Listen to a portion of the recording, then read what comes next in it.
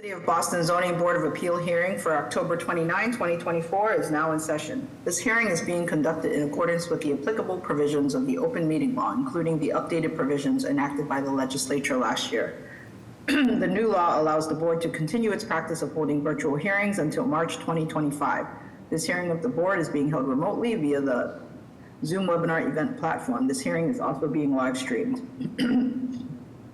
In order to ensure this hearing of the board is open to the public, members of the public may access this hearing through telephone and video conferencing.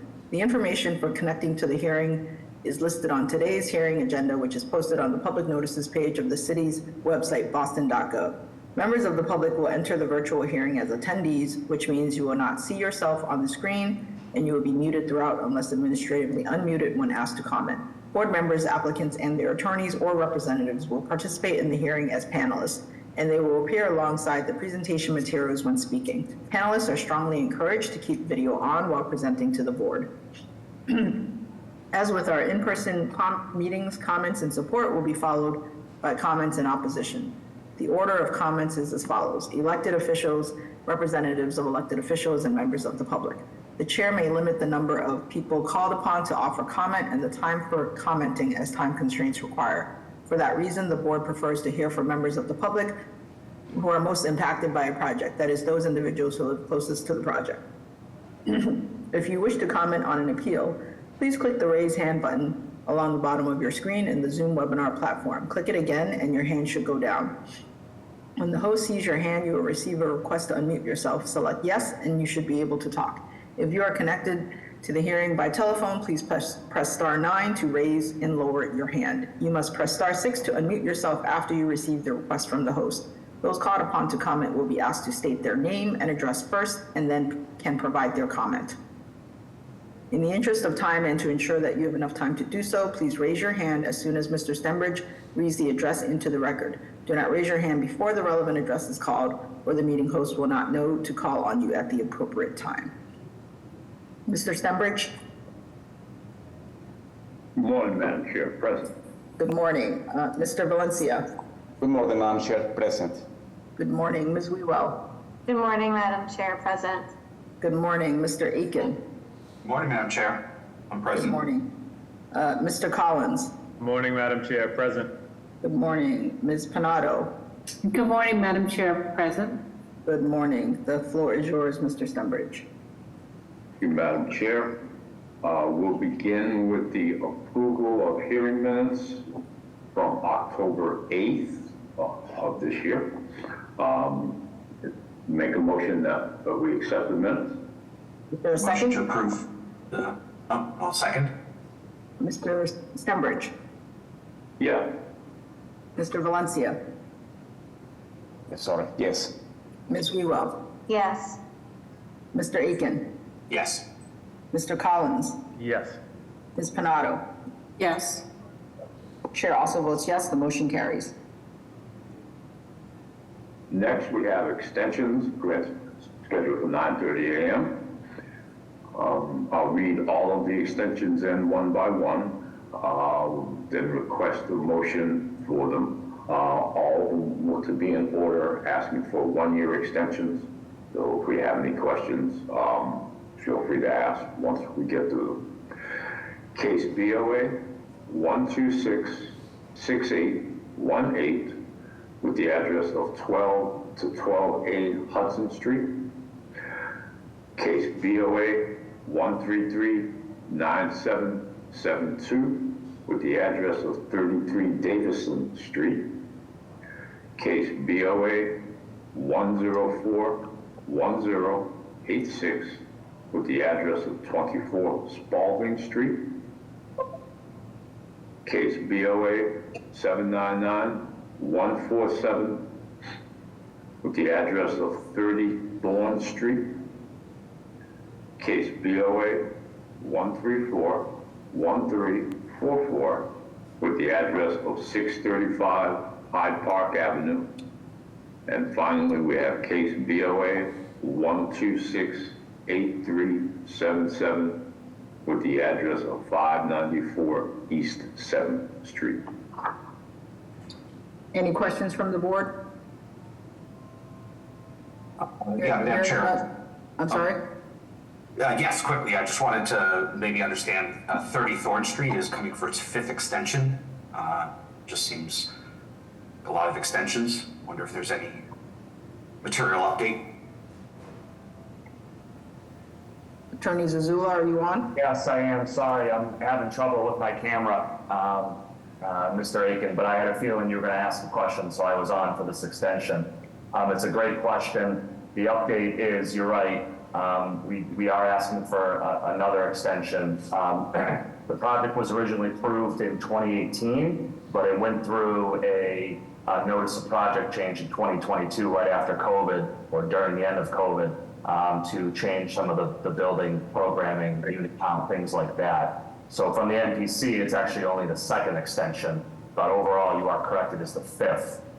They have been kind of working and watching interest rates. They appear to be lowering finally. Construction costs appear to be off their peak levels as well. And they're working on getting the GC and collecting bids from area contractors to, basically assess the current pricing requirements to begin construction. They do want to build it. It's obviously taken a while to get to a place that's feasible. So that's kind of the update. Happy to answer questions, but they are working on it. Thank you. If there are no further questions, is there a motion to grant the extensions as requested? So moved. Motion. All right, second. Okay, Mr. Stenbridge, Yes. Mr. Valencia, Yes. Ms. Wewell, Yes. Mr. Aiken, Yes. Mr. Collins. Sorry, yes. Thank you. Ms. Panado. Yes. Chair votes yes, the motion carries.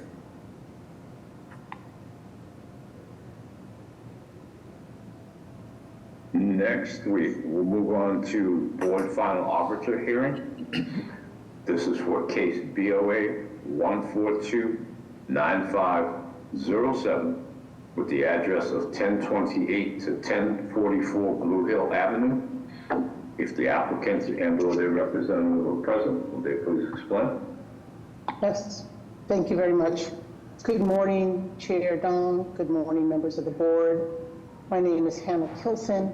I'm here as counsel to DVM Consulting Corporation and Blue Hill Ownership LLC for this Board of Final Arbiter request. We're just requesting a minor modification to a project that you approved back in April of 2023 due to 2 conditions on the ground that necessitate a slight adjustment to the building footprint. One relates to Eversource transformer requirements, which after assessing the site during pre-construction, determined that we needed to provide an above-ground transformer for the energy needs of the project. The location of that transformer necessitates a movement of the building footprint back from the south border of the project, the southeast corner, but also upon the conveyance of the property to DVM in May of this year, it was determined that there was a substantial encroachment by an abutter onto the site, necessitating moving the building footprint back an additional point of 10 feet in order to accommodate that encroachment. DVM and the Mayor's Office for Housing spent some time this spring in an attempt to consult with the abutter in order to reach a resolution for access for the construction development that needed to be done, and having been unsuccessful, really determined that the best course of action was to reconfigure the building in order to be able to mitigate the financial impact of the situation, avoid litigation around an adverse possession claim, and move the project forward. This adjustment does not change the number of units in the development. This is a 12-unit development as part of a larger project that is being advanced under the Blue Hill Avenue Action Plan for the B1 project. but it does result in an adjustment of the unit mix. We think this is de minimis as it doesn't create any new nonconformity that already exists. I think in our submission, we provided you with a zoning comparison table, which reflects that the impact in this project is a reduction in a minimum side yard from 5 feet to 3 feet.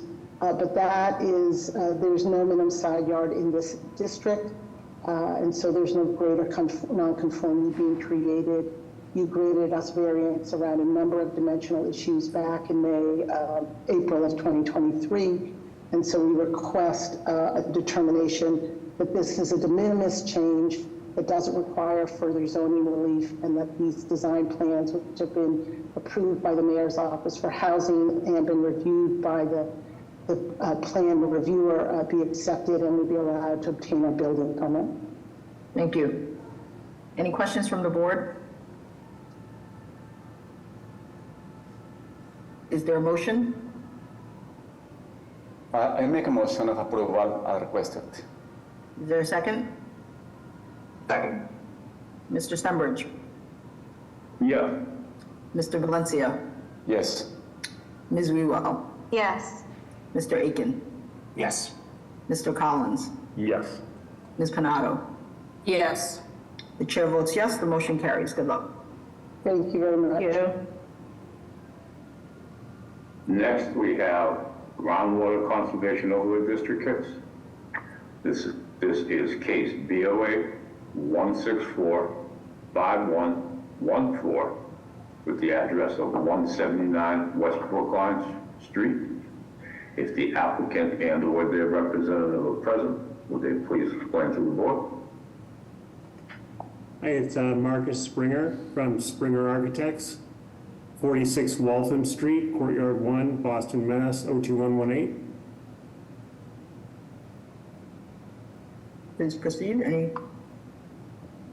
So this project involves the comprehensive renovation of an 1850s brownstone in the south end and restoration of the facade. This triggered the GCOD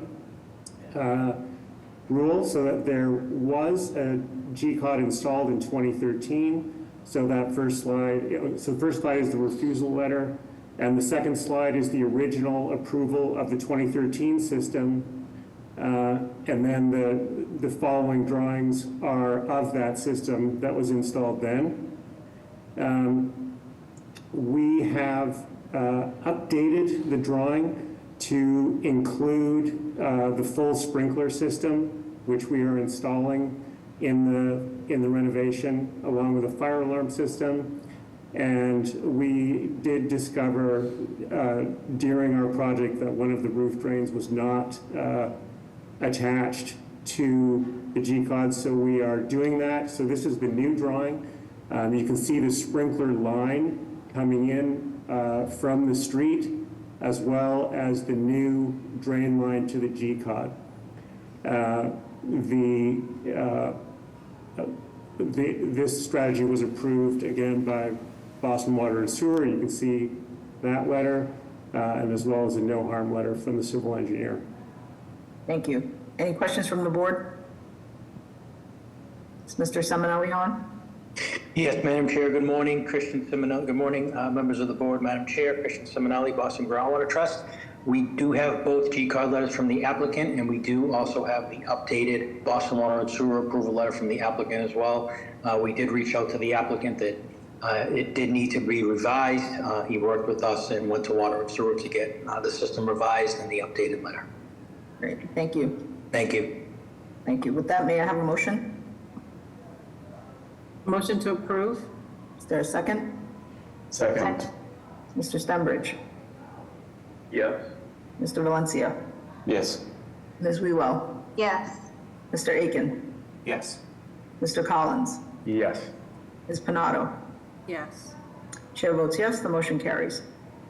Thank you.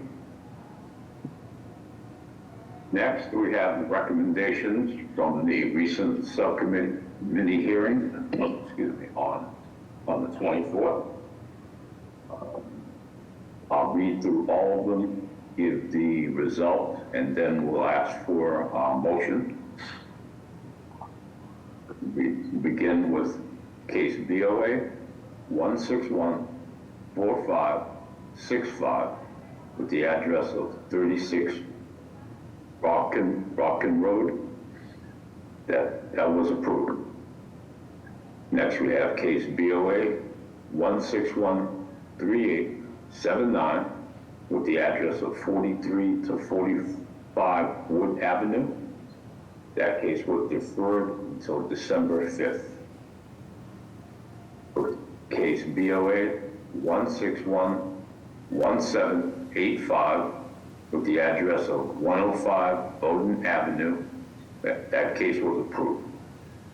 And finally, we have case BOA 1621090 with the address of 22 Perrin Street. That case was deferred for a full board hearing scheduled for November 26th. And those are the cases from the subcommittee here, Madam Chair. May I have a motion? I'll make a motion to approve the recommendations. May I have a second? Second. Mr. Stenbridge, Yeah. Mr. Valencia, Yes. Ms. Wewell, Yes. Mr. Aiken, Yes. Mr. Collins, Yes. Ms. Panado. Yes. Chair votes yes, the motion carries. Next, we'll move on to the hearing scheduled for 9:30 a.m. At this time, we'll ask if there are any requests for withdrawals or deferral from this time frame. Yes, Mr. Secretary, Madam Chair. Yes. Oh, who was that first? Was that Mr. Barbosa or? First was Attorney Kyle Smith. Okay. The first called matter on the 9:30 docket, BOA number 1643116, property address 13 Winship Street.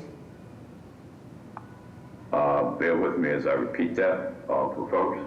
That would be case BOA 1643116 with the address of 13 Winship Street. Would you go ahead and explain, please? Yes, sir.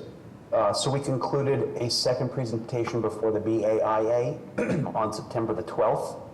We represented to them with some changes and updates to site plan and building configuration in light of the prior requests of the BAIA.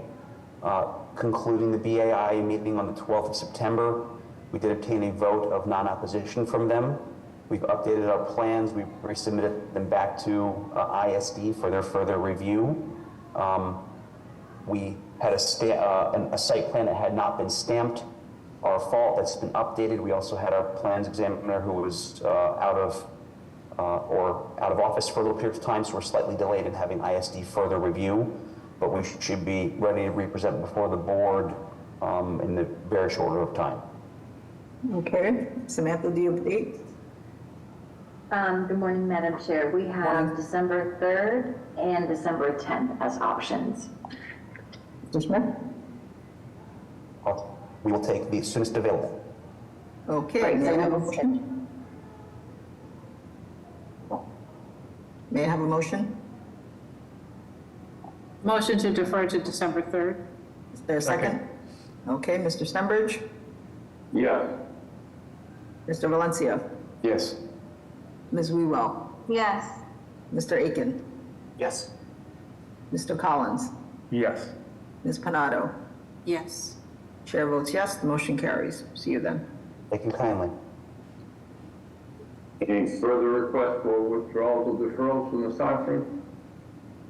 Yes, this is Andrew Melton, Melton Frey Architects. Yeah, I was second on that list. I had mentioned right after the. Okay, Mr. Barbosa and then Mr. Melton.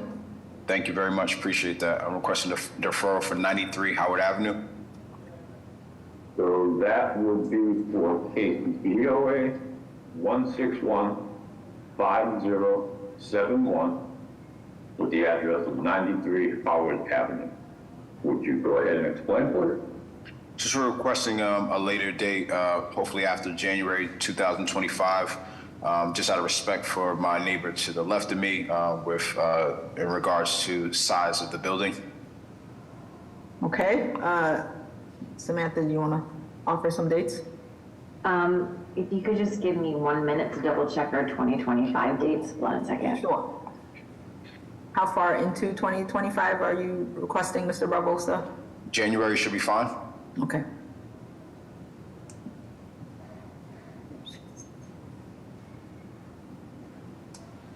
She needs to pull up 2025. Hold on a second.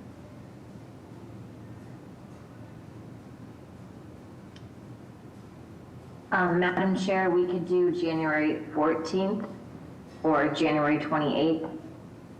Mr. Barbosa? January 14th works. Okay, may I have a motion?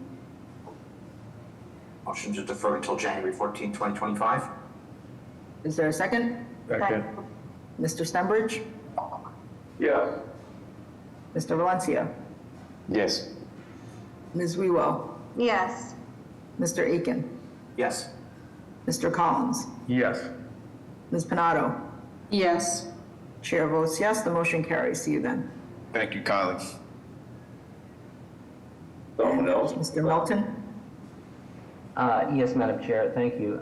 We'd like to request a deferral for 36 Akron Street. It's case BOA 1591933. Mr. Stenbridge will read it into the record. Thank you, Mr. Malcolm. The case BOA 1591933 with the address of 36 Akron Street. Go ahead, Mr. Malcolm. Yes, the reason for the deferral, we submitted the stamped drawings less than 14 days from today. The plan examiner at ISD wasn't able to get the drawings back to ZBA. Thus the request for the deferral. Okay, and how far out are you looking? Earliest date possible, that would be appreciated. We Okay, can do December 3rd. December 3rd, that would be great. may I have a motion? Motion to defer. Sorry, go ahead, Jean. Sorry. Motion to defer to December 3rd. Thank you. Second? Second. Mr. Stenbridge? Yes. Mr. Valencia? Yes. Ms. Wewell? Yes. Mr. Aiken? Yes. Mr. Collins? Yes. Ms. Panado? Yes. Chair votes yes, motion carries. See you then. Thank you, Madam Chair. And again, any further requests for withdrawals or deferrals from the 9:30 timeframe? If not, we will then move on. Move on to the second case for 9:30, case BOA 1609149 with the address of 56 Bostonia Avenue. If the applicant and or their representative are present, will they please explain the case to the board? Good morning, Madam Chair, members of the board. My name is Matthew Panino. I'm here to talk to you about my house at 56 Bostonia Ave in Brighton. This is a house where I reside with my wife and family. I can just run through the list of violations.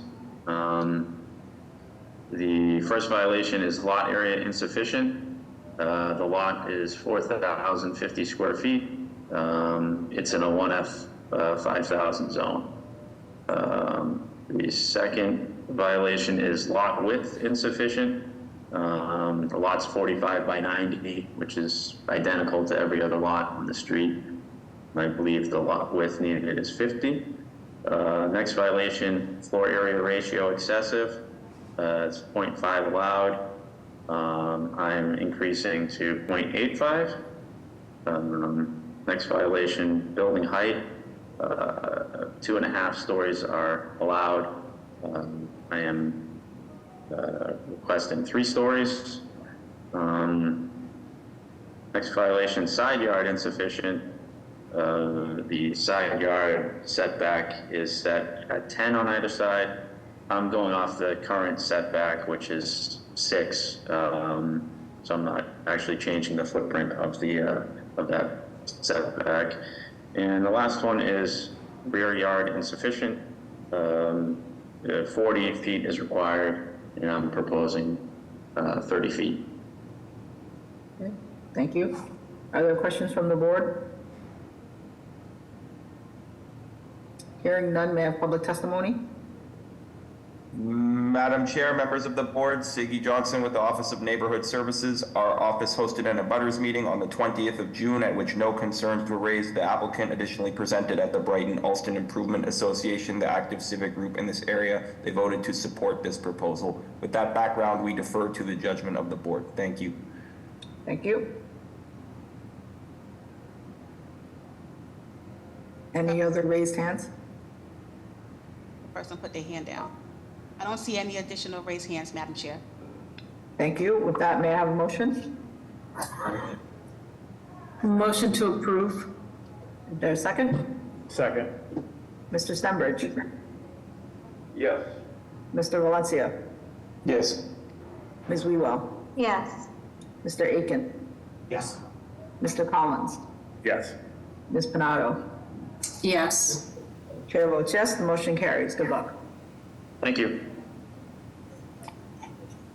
Next, we have case BOA 1638069 with the address of 358 Chestnut Hill Avenue. This is an Article 80 case. And if the applicant and/or their representative are present, would they please explain? Yes, thank you, Mr. Stenbridge. Good morning, Madam Chair, members. My name is George Moranci. I'm an attorney with the business address of 350 West Broadway in South Boston. Madam Chair, members, this is an Article 80 project, as Mr. Stenbridge indicated, for a new 6-story mixed-use building situated at 358 Chestnut Hill Avenue in Brighton. This matter was approved by the board on June 4th of this year. The reason why it is back is that as I was drafting the written decision of the board, it came to my attention that there was a missing zoning violation on the issued refusal letter, and much to my chagrin, it's quite an obvious missing violation. The refusal letter did not cite a violation for the building's height. The fact of the matter is that this is a 6-story building of approximately 67.5 feet, and the zoning subdistrict that it is in has a maximum height limit of 35 feet. So without going through the entire presentation again, I would incorporate by reference my testimony provided on June 4th for the project. All of the relief besides that height variance was previously granted. The purpose of this hearing is therefore, of course, to add in the missing violation and seek the necessary variance for the height violation of this previously approved project. Thank you. Are there questions from the board? Hearing none, may I have public testimony?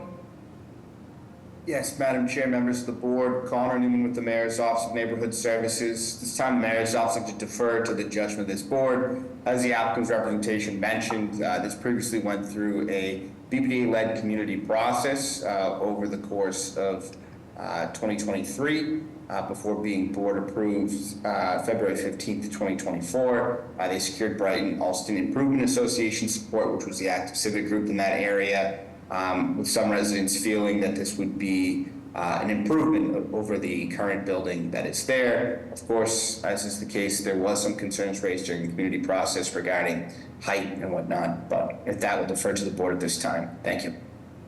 Thank you. I don't see any additional raised hands, Madam Chair. Thank you. With that, may I have a motion? Motion of approval. May I have a second? Second. Mr. Stenbridge? Yes. Mr. Valencia? Yes. Ms. Wewell? Yes. Mr. Aiken? Yes. Mr. Collins? Yes. Ms. Panado? Yes. Chair votes yes, the motion carries. Thank you. Next, we have 2 companion cases. The first being case BOA 1582082 with the address of 165 Park Park Drive. Along with that, we have case BOA 1582079 with the address of 165R Park Drive. These are both Article 80 cases, and if the applicant and their representative are present, will they please explain to the board? Hi, my name is Paula Devereaux, and I'm here on behalf of Holy Trinity Orthodox Cathedral. Rock Nadovich is also here on behalf of the cathedral. I'm not sure if you can see him, but he would like to also testify if he could. But let me start off. These are two companion cases. Jay Szymanski will go through what the presentation is. There are two separate Board of Appeals because ISD looks at this as two separate lots, even though it's not going to be a separate lot. These will be on the same lot, and that's where some of the relief comes in that I'll get to later. But I wanted to have Jay walk you through the property and the proposed development. So Jay, you want to take over? Sure. Thanks, Paula. My name is Jay Szymanski. I'm an architect with the architectural team. We are the architects for the project. On slide 1, you can see the existing site plan. So the subject site is located on the corner of Park Drive and Kilmarnock Street in the Fenway neighborhood. Currently on the site is the Holy Trinity Orthodox Cathedral. That will remain. To the rear of the site is an underutilized surface parking lot, which we propose to build a 7-story residential building. I do want to note on this first slide, as you look down Kilmarnock Street, our property line actually veers off at an angle. So that triangle of land between our site and Kilmarnock is actually not part of our site. Next slide, please. So these are some existing photos of the site. Top left, you can see the existing cathedral. Again, that will remain in place. Bottom left is a view from Park Drive looking into the parking lot, and you'll note there's a significant amount of large mature trees that will remain. It will provide a screen or a buffer to our new building. Top right is an image of that parking lot that I mentioned, that triangular piece of property. So we're looking through that parking lot into our site beyond. And bottom right is another view from Park Drive looking at the cathedral and the existing surface parking lot. You'll also note that the elevation of the cathedral and the parking lot is 6 or 7 feet below the surrounding sidewalk. So our building will be set a little bit lower than the surrounding. Next slide. So what we're proposing to build, again, is a 7-story building. It's labeled here as building 1, building 2, but it's in fact one building. We have a single podium. So on the ground floor will be parking, mechanical space, bike storage, and lobbies to 2 towers that will rise up above this combined podium. What we're showing is building 1 will include affordable for sale units, 48 in total. And then building 2 will include 69 market rate rental units, so a total of 117 units. For parking, we're proposing 8 surface parking spaces and 34 spaces within the garage for a total of 42 parking spaces. Next slide. So this shows our proposed site plan. On the right, you can see the cathedral on the corner, and then our U-shaped proposed building to the rear of the site and associated surface parking. On the left of this slide, you can see the zoning chart, which calls out all the dimensional requirements, which we meet all of those requirements. We can go through them if you'd like, but generally everything we meet: the FAR, the building height, the usable space per dwelling unit, front yard, rear yard, in the rear yard occupied by accessory buildings. Next slide. So this just demonstrates the height of the buildings. Again, this is a section taken through Kilmarnock Street, so you can see how our site is below the surrounding street. The building height measures 74 feet 10 inches using the definition of measured from average grade to the top of the highest structure of the main roof. Next slide. So we did go through the G-code. So these were the drawings that were submitted. So this is the plan. And then it's followed by a couple detail sheets. If you go to the next slide. And the next. Next slide. And this is the approval letter based on that, that submission. Next slide, please. So these are just a couple renderings of the proposed. This first one is taken from Park Drive. You can see the cathedral in the foreground, those mature trees to the left of the slide, and then our proposed building to the rear. Next slide. So this is taken a little bit further down Kilmarnock Street. Again, you can see how the site slopes down into the first level. And the two kind of separate towers that I described, the one in the foreground would be the affordable for sale units, and the one in the rear is the market rate rental units. Next slide. So this image is taken from Park Drive. Here you can see those trees that provide some buffer and screening for the proposed building that's in the rear of the site, and the church remains as a sort of focal point, front and center. Next slide. So that actually concludes our presentation. We did include all the floor plans in this, as well as the elevations, should any questions come up. But I don't think there's any need to go through those individually unless any of the board members would like to do that. Thank you. Are there questions from the board? Question, Madam Chair, comments. There were comments from the Boston Transportation Department. Okay. And also, the comments themselves are to remove spaces 4 and 2 for proper maneuverability. I didn't know if anyone was here from the BTD to respond. That was for 358 Chestnut Hill. Right. We're on 165 Park. My apologies, Madam Chair. No worries. Any other questions from the board? Madam Chair, I have a question if no other board members have any.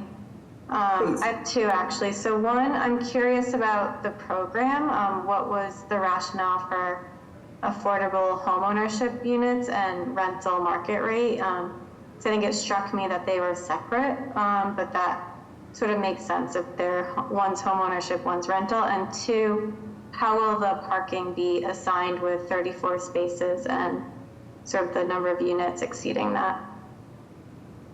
I can answer. The parking will be shared with the church and the residential, so it's not really assigned per se, space by space. But one of the relief mechanisms that Article 66 of Fenway Neighborhood District gives the board is the right to grant a conditional use permit for shared parking, where the board can find that a reduction in parking spaces is warranted given the nature of the uses. And here with affordability, with the large, it's 41% affordable. There's been a recognition in the city that the affordable units aren't required to have spaces. So the applicant believes that they'll be able to program and utilize the spaces to work out for both the market rate and the church. Thank you. Any other questions? Oh, sorry. I just wanted to ask more about the decision of rental home ownership and market affordable. I think it was more. It was more to go to the actual constructability and the ability to get financing to do both. There's this. The affordable is taking advantage of another development that was approved. I think it was approved by the board. I'm not sure if it was approved by the Board of Appeals and the BPDA or the Planning Department, but it will take advantage of some off-site contributions for the affordable from 1400 Boylston Street. So that project, and it was seen as this unit mix was kind of the most financeable, if you will. And to do a fair amount of affordable housing here. 41% is a lot of affordable housing. And the cathedral, I know, was very anxious to have a development on what they considered sort of a back parcel, an underutilized parcel that really helped alleviate the affordability issues that the Fenway is facing. Okay, thank you for that background. May I have public testimony? Yes, Madam Chair, members of the board, Connor Newman with the Mayor's Office of Neighborhood Services. At this time, the Mayor's Office would like to defer to the judgment of this board. This went through a lengthy BPDA community process starting back in 2022 before being board approved by the BPDA August 17th of 2023. That public process involved both public meeting as well as meetings with the IHE. There was community support regarding affordable home ownership being offered in the neighborhood. The applicant worked closely with many members of the IHE to create deed restrictions to ensure that those affordable condos would be owner occupied as part of their deed restrictions. And they did meet and connect with the Fenway Civic Association. With that, we'll defer to the board at this time. Thank you. Thank you. Mr. Simonelli? Good morning, Madam Chair, members of the board. Christian Simonelli, Boston Groundwater Trust, and we have both key card letters from the applicant. Okay. Brock? Yes, can you hear me? Yes. So my name is Rock Anatovich. I'm here on behalf of the cathedral itself. The cathedral is the property owner for the current petitions. A number of years ago, the parish expanded its mission to investigate providing affordable housing to the Fenway neighborhood. We subsequently selected THR Acquisitions as our partner to develop our parcel to include 48 new affordable home ownership units, which on a residential square footage basis is actually 46% of the total. Wanted to emphasize the cathedral will continue to fully operate and service the community while sharing the site with these new residential buildings, and the cathedral and its parishioners respectfully ask for your support of these petitions. Thank you. Thank you. Any other raised hands? I don't see any additional raised hands, Madam Chair. Thank you. May I have a motion? Make a motion to approve with continued. Second. Mr. Stenbridge? Yes. Mr. Valencia? Yes, a great project, and I'm happy to support. Ms. Wewell? Yes. Mr. Aiken? Yes. Mr. Collins? Yes. Ms. Panado? Yes. Chair votes yes, motion carries. Good luck. Thank you. Thank you. Next, we have two more companion cases. First being case BOA 1650371 with the address of 103 Birch Street. Along with that, we have case BOA 1650369 with the address of 99 Albano Street. If the applicant and/or their representative are present, will they please explain to the board? Yes, good morning, Madam Chair, members of the board, Attorney Nick Zazula, McDermott, Quilty, Miller, Hanley in Boston. Here on behalf of Tanya Pisano, the property owner, and her husband, Vincenzo De Maio. With me today is our architect, Derek Rubinoff, who you know from appearing before the board. Next slide, please. And this is good, the team info. I just wanted to just relate that, Tanya does have roots in the neighborhood and the property. You can see here some information. Her father purchased the property in 1976 when they immigrated from Italy. They lived there until 1986. They then sold it. She purchased it back in 2011, completely renovated the existing two-family that's on the property over 2 years, and her brother and his family still live in that two-family. Next slide, please. This is just a project location, as you can see. The lot itself is approximately 6,065 square feet. It is on the corner of Albano and Birch Street in Rosendale. It is a few blocks off of Washington Street.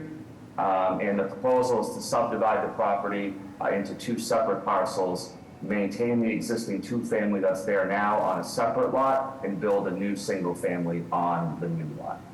Next slide, please. This is just some context. You can see the existing two-family home in white on the left-hand side of most of these photos, and at various points on the corner of Albano and Birch Street. And you can see also here the corner of Albano and Birch, where the proposed new single-family is proposed to be constructed. Next slide, please. This is a summary of the project. The proposal will subdivide the overall lot again into two. The new lot will be 3,300 square feet about, and the existing two-family will remain on its separate lot of approximately 2,800 square feet. You can see on the right some of the project metrics. Although this is a single-family proposal, originally we did propose a two-family. This is a 2F5000 zone. This has been significantly reduced to this proposal today for a single family from 2023. This was in direct response to neighborhood and community outreach, and so what's being proposed today again is a new single family building for Tanya and her husband and her 3 kids to move into.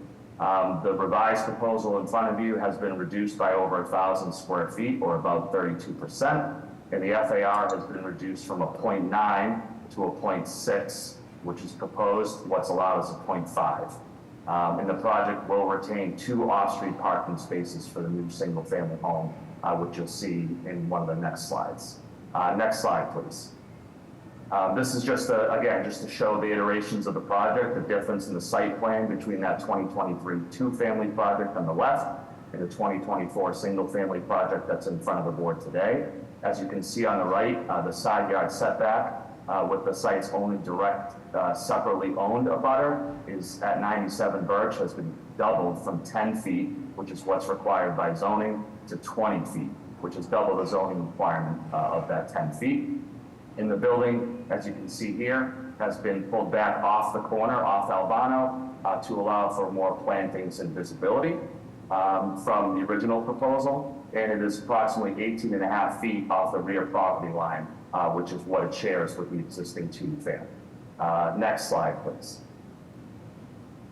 This is just a continuation, as you can see, kind of the previous slide, again, showing in red here the previous proposed building footprint, and now the currently proposed iteration. Both buildings plan to use an existing curb cut along Albano. You can see here in the middle, that is an existing kind of double wide driveway in between the parcels. So they would both have their own driveways for off-street parking. The idea here is this was kind of seen as a natural lot subdivision point in order to avoid requiring a new curb cut, in order to avoid taking up any other permeable space by adding a new driveway. So the idea here is to utilize that existing driveway for parking for both parcels. The driveway is about 60 feet in length, so you do have the opportunity to have 2 vehicles, even 3, depending on the type of vehicle. Next slide, please. Very quickly, this is just the proposed floor plans. You can see the basement floor plan on the left, the first floor plan on the right, with an open concept first floor. Again, this is a single family. There is no garage, so the idea was to leave the basement unfinished for storage. They have 3 kids and all the things that go with them, so the idea is to have this to be a large storage area for all of that. Next slide. Second floor and attic plans, again, left and right, proposals for 5 bedrooms and 4.5 baths for the single family. Next slide. This is just some massing in 3D views of the proposed new building from various vantage points and how it fits in the neighborhood. I'm sure the board has seen the planning board recommendation of approval, but they do talk about kind of the consistent rhythm of residential buildings and the lack of a residential structure at this corner lot, kind of providing a visible gap in the street wall and inconsistency in the public realm. Again, this is a corner lot on Albano and Birch. And, you know, the planning board did mention this, that, you know, building housing at this new vacant lot to be subdivided, you know, is fitting with the surrounding residential context and use and inform, you know, as an infill development that is consistent with the broader residential neighborhood character. Next slide. Only a couple more slides, Madam Chair. I'm trying to be as efficient as possible, but this slide very quickly shows the difference in zoning relief between the 2023 on the left and the 2024 on the right. It is an allowed use. We do not need zoning relief for building height. We are more than double the side yard setback compliance at 20 feet. And of course, I'm happy to go through each of these if the board would like us to do so during Q&A. I will say it is a unique corner lot area that is ripe for infill development. The zoning relief, we think, is the minimum necessary to accomplish the purpose of this new single-family home. And again, don't need the use, don't need the building height, and we're also compliant with open space as well. Next slide. Again, this is just a zoning chart. Madam Ambassador can zoom in a little bit if she wants, or he wants, but happy to go through this. I think, you know, floor area ratio, we do need relief for that, but it is a 0.6 versus the allowable 0.5. And the other thing I'll highlight is 2 of the 6 variances that we need are for off-street parking amount, insufficiency, and the design and maneuvering of it due to the tandem parking program. But this is a single-family home. The driveway-style parking is commonplace in Rosendale for single-family homes. The idea here, again, was to minimize the need for any existing new curb cut while maximizing, you know, open space at the ground plane. Next slide. And we wanted to include this. We are here for a companion case. We do need zoning relief as well for 99 Albano Street. This is that 2-family to remain on that lot that's there now. There's no other changes to the 2-family at 99 Albano. It will remain a 2-family, no expansion or other changes. The zoning relief is needed here because of the lot subdivision makes it insufficient for zoning. Next slide, I think is the final slide, Madam Chair. I'll just end by saying we did meet with the West Village Neighborhood Association. They submitted no objection to the plans. As I had mentioned, the planning recommendation, which you're aware of, was approval with provisos.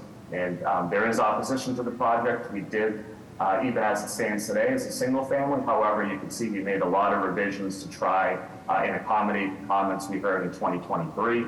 We've also submitted a plethora and a large amount of our own support letters from Rosendale residents. So I know that was a lot of information. I'll stop here. Happy to answer any questions that you or the board might have, and thank you.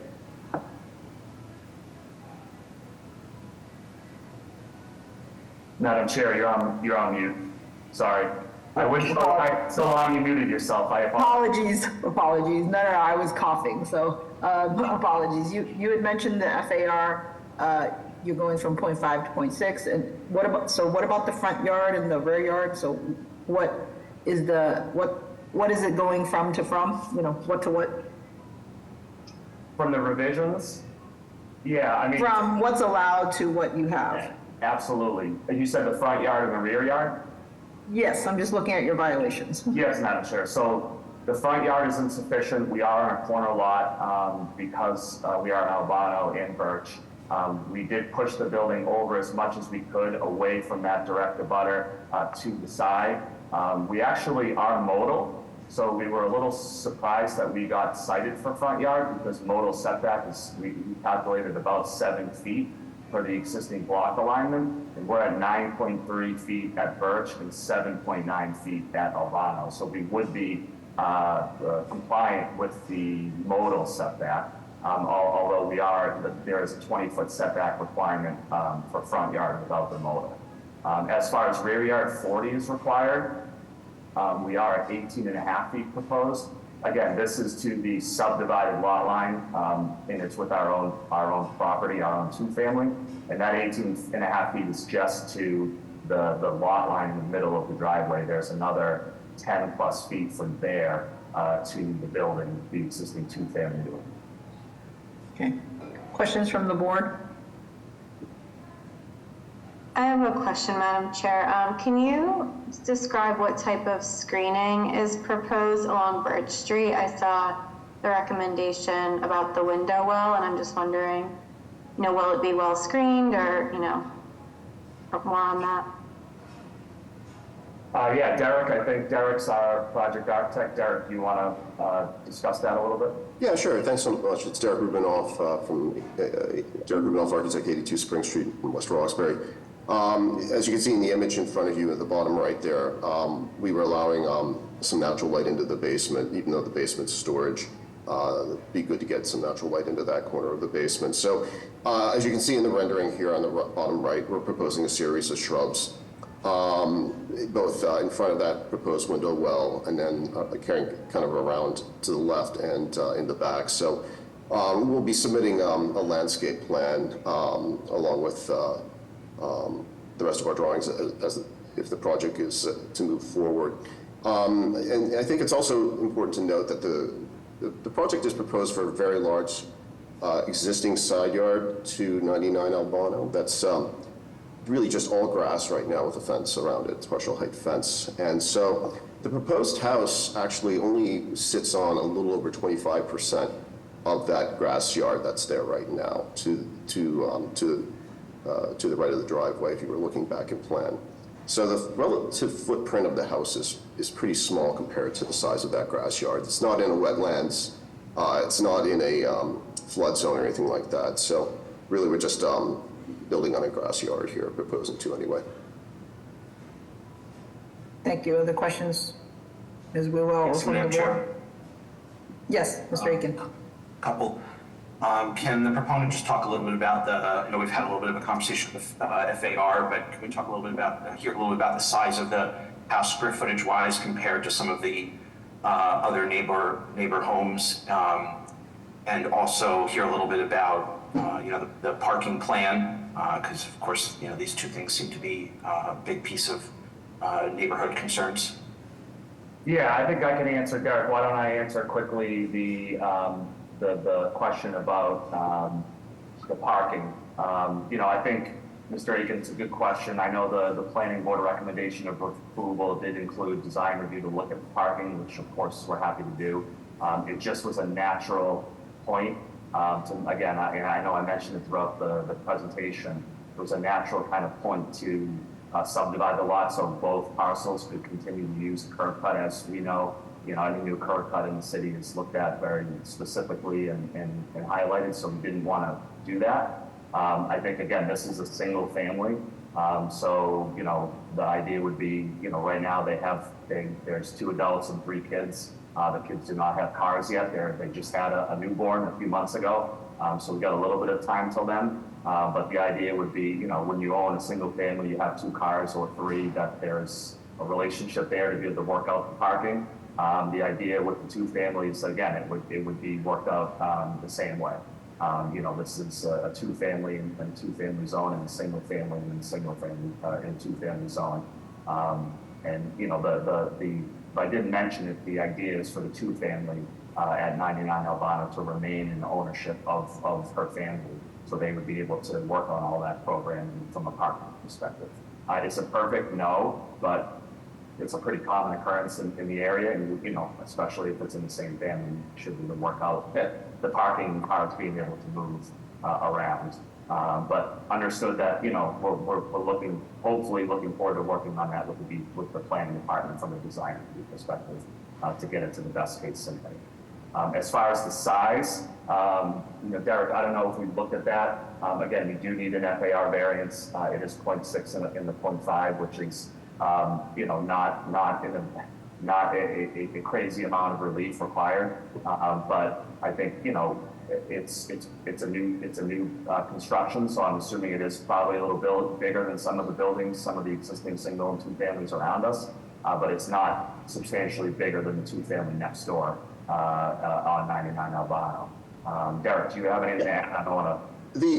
Thanks, Nick. The footprint of the house is 830 square feet. And if you were to take a look at the other houses around there, that's well within reason. It's probably less than a lot of the surrounding houses. We have singles, 2s, even a 3-family across the street. So there's a good variety of mix. And as I mentioned earlier, On the proposed subdivided lot, the footprint's only 25% of the lot.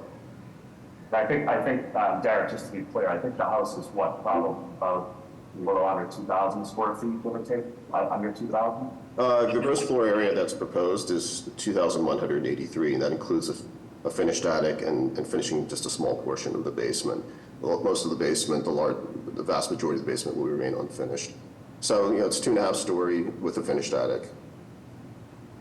Yeah, and I would just say the final, and not to keep answering the same question, I mean, they are kind of building this for themselves, and they do have 3 kids. So I think the idea is, right, they're building it for their own use, how they would like to use it, and that's part of the equation too. Mm-hmm. Thank you. Other questions from the board? Hearing none, may I have public testimony? Madam Chair, members of the board, for the record, my name is Jeremy Bembury. I am the Rosendale Community Engagement Specialist for the Office of Neighborhood Services. The applicant has completed the community process, which consisted of an abutters meeting held on July 16th, where all abutters were opposed to the proposal, with the exception of one supporter. The major concern being the size of the property to the size of the lot. Neighborhood density was brought up as a concern, potential environmental impact, potential impact on the water table, parking, again, and the building height. The opponent then met with the West Village Neighborhood Association, where they voted neutral. Our office has received 66 letters of support and 16 letters of opposition, as well as a petition in opposition with 42 signatures. Thank you for your time, and the Mayor's Office of Neighborhood Services would like to defer to the board with it. Thank you. Madam Chair, I have 7 raised hands, and we did have a lot of comments in the chat as well. Yes, thank you for that, and please be brief so we can get through everyone. Charlene, I sent a message to unmute you. Hi, can you hear me? Yeah, you state your name and address for the record.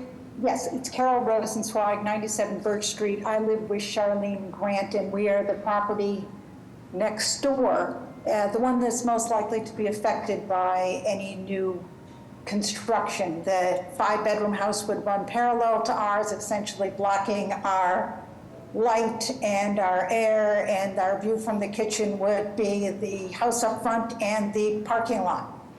I'm a little concerned about several things on this, but one is I can't think that we can make this personal about Tanya and her family and whether her family's going to live in it and whether her family's going to keep the other house in there and keep a compound. Tanya is lovely. We knew her when she was there, and she was renting to other people.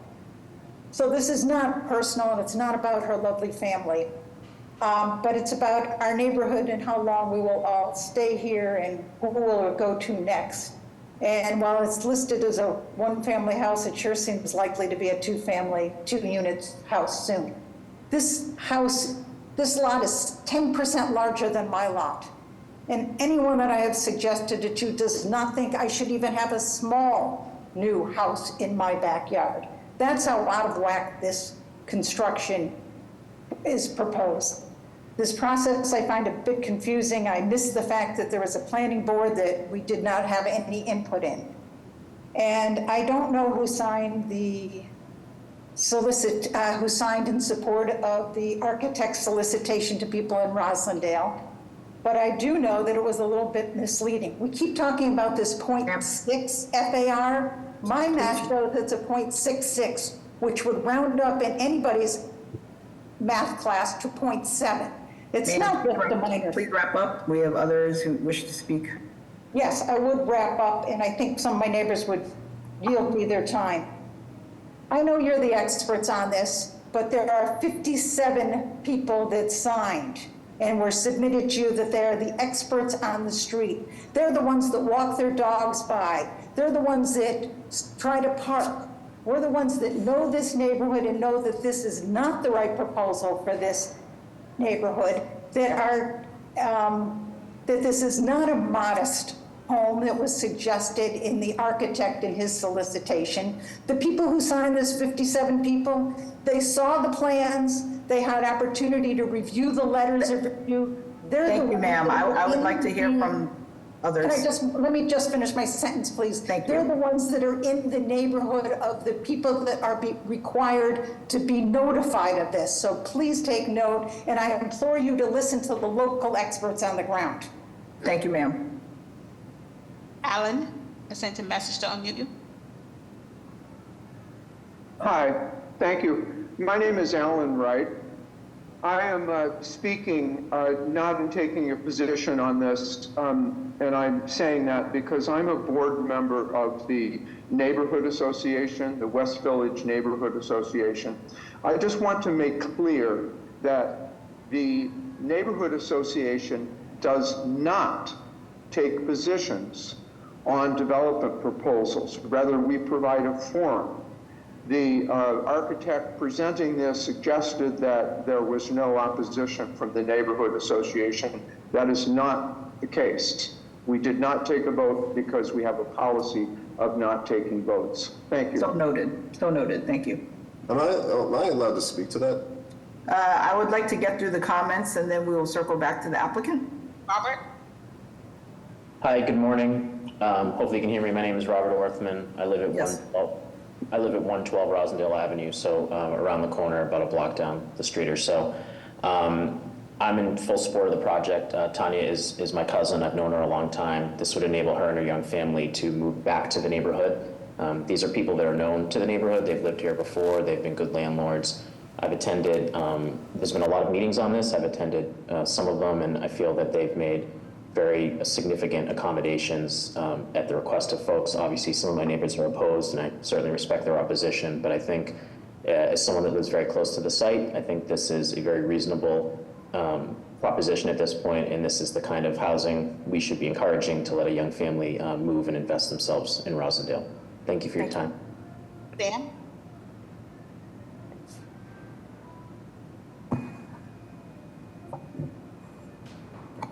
Stephanie, who's speaking?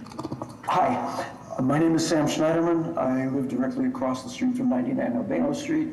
I want to go on record as being clear that I believe this project is being misrepresented.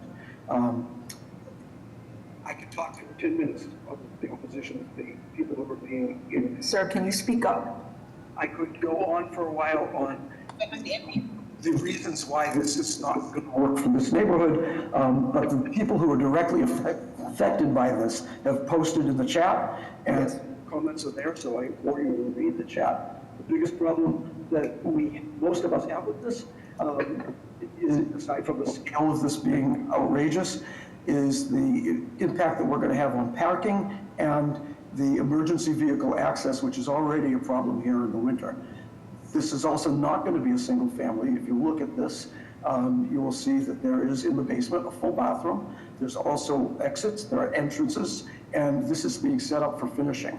ADUs are going to be legal in February. This house is going to turn into a single family with an ADU, resulting between both properties in the necessity to park up to 8 cars. We don't have that much room on the street.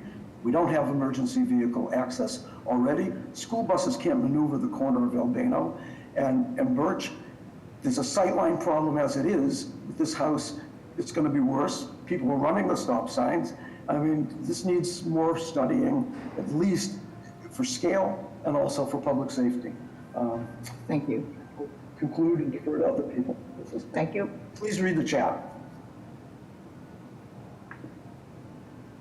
Any other raised hands? And thank you for the opportunity to speak. Stephanie, any other raised hands? Still have raised hands, Madam Chair. How many more? It looks like Charlene had 2 devices. I didn't know if there was another person there to speak. Well, I'm going to ask folks to start putting in the chat if there are lots of them. We've been reading the chat. So please, if there's 1 or 2 more. Okay. Brooke, can you state your name and address for the record? Yes, hi, Brooke Nash, 16 Penfield Street. Can you guys hear me? Yes, ma'am. Okay, thank you. I just want to reiterate the concerns that have already been outlined. I've lived in Rosendale 30 years. I've been in a neighborhood with larger lots and single family. I bought the unit at 16 Penfield in 2017. Parking is a huge challenge in this area. The intersection of Albano and Birch Street is already really challenging. People use that as a cut through to get up to Washington Street or down around the village. The visibility is challenging, and I find it hard to park on Penfield Street because people on Birch Street come into the village, they can't find village parking in Rosendale, they drive up Birch Street, which is one way to Penfield Street, and then they turn right on Penfield or keep going down and park on Albano. So this is really a neighborhood congestion issue. Reducing the parking space for an existing two-family by 50%, and then adding what we can all agree really is a single family posing as a two-family, because of the obvious, the construction of a full second laundry and a full bathroom in what's being deemed a storage space is I would like for somebody with a straight face from the proponent to explain why there is a full second laundry and a full bathroom in a storage space in the basement. We know this is going to be an ADU. I also think it's highly irresponsible to reduce the permeable surfaces around 99 Albano Street. We live in the era of climate change. Please, please consider the implications of this for the neighborhood and for the climate and for public safety. Thank you. Thank you. The applicant, can the applicant speak to some of the issues that have been highlighted, including green space, reduction of green space, congestion, and the size? Yeah, absolutely. And laundry in the basement, and whether there's two laundry facilities in the building. Absolutely. Yeah, thanks, Ms. Vignato. A lot to respond to, Madam Chair. Again, I think, as you saw, and, there was a lot of project revisions here to try and address some of these concerns the first time around when it was a two-family to a single family. We do need zoning, but it is a compliant single-family use in the 2F zone. It is compliant with building height. It is compliant with open space. So we've heard a lot about, you heard the architect Eric mention the footprint. We are open space compliant. I believe the open space requirement is 1,750 square feet. For a single family, we have 1,850, something like that. So we are compliant with that. Front yard, we had mentioned that although we were cited for it, we are modal. So that is, in conformance with the existing block alignment. And, we heard a lot about the parking. Again, parking requirement is two spaces per unit per single family. We do have 2 spaces, if not 3, with a 60-foot or so driveway. The reason why we need zoning relief for that is because it's standard parking and because of the maneuverability. So it doesn't technically count as 2 spaces under the zoning code, but in essence it is. I think there's some discussion as well about the open space. So again, I mentioned that we are open space compliant. The project as a single family will comply with Boston water and sewer requirements, including making sure to mitigate storm water on site with an underground drainage system. We'll provide a landscaping plan, as you can see. You can see in the presentation there is a landscaping plan with a planting design. The idea there was to, although we are taking up some of the open space, the vacant area of the corner, that this would help absorb runoff. Meaning the plan is that, again, no storm water would be displaced off site as a result of the project. Trying to make changes to what was heard. I think we did make a lot of changes, as you saw, 32% reduction, over 1,000 square feet. And yeah, the project is a large single family. They do have 3 kids, and they're building it for themselves. The extra bedroom would be used for themselves to work from home, for guests, for Tanya's mother-in-law, as well as an opportunity who does help with the kids. So I think there is some rationale behind all of this. Listen, we understand the concerns, and all I can say is we did our best to abide by to listen to them and make actual changes versus just lip service, and I think we did. As far as the ADU in the basement, again, there's no garage here. And with all the family, there's all that stuff that comes with it.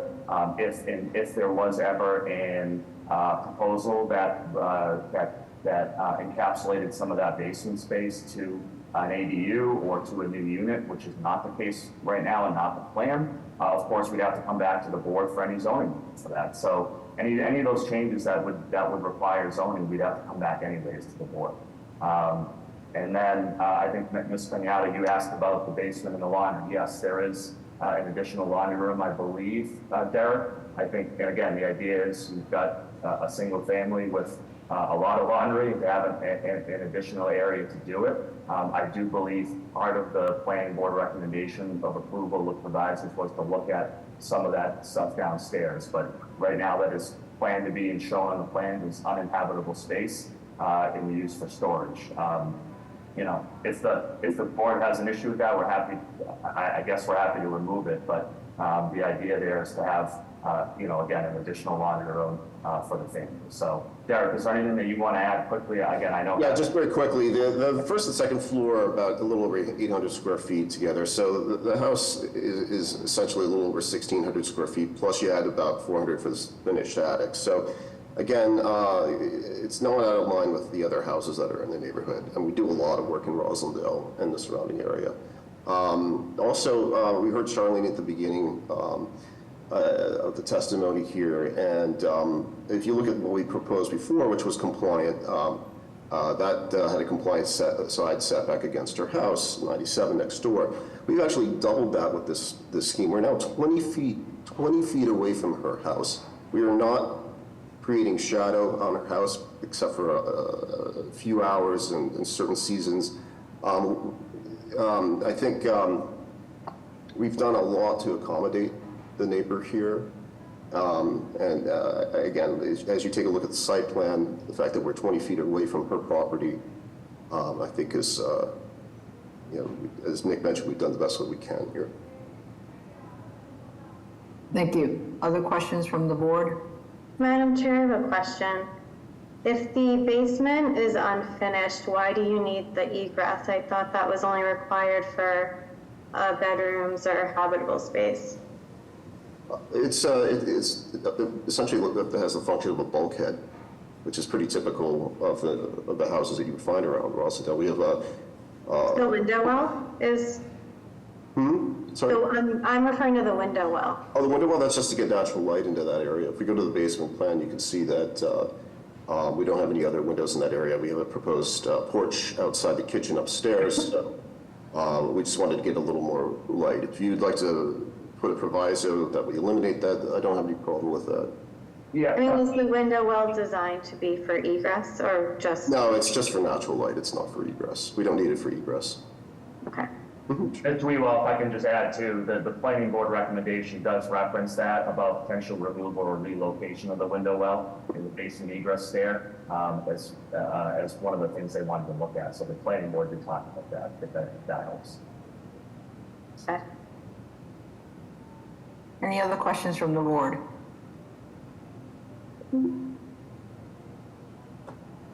May I have a motion? Yeah, I have like three. I'm sorry? I have like 3 additional raised hands for the project. Are they new raised hands or people who have spoken? They aren't raised hands. I know Charlene had but I'll hear from one more person who has not spoken before, because we have lots of comments in the chat.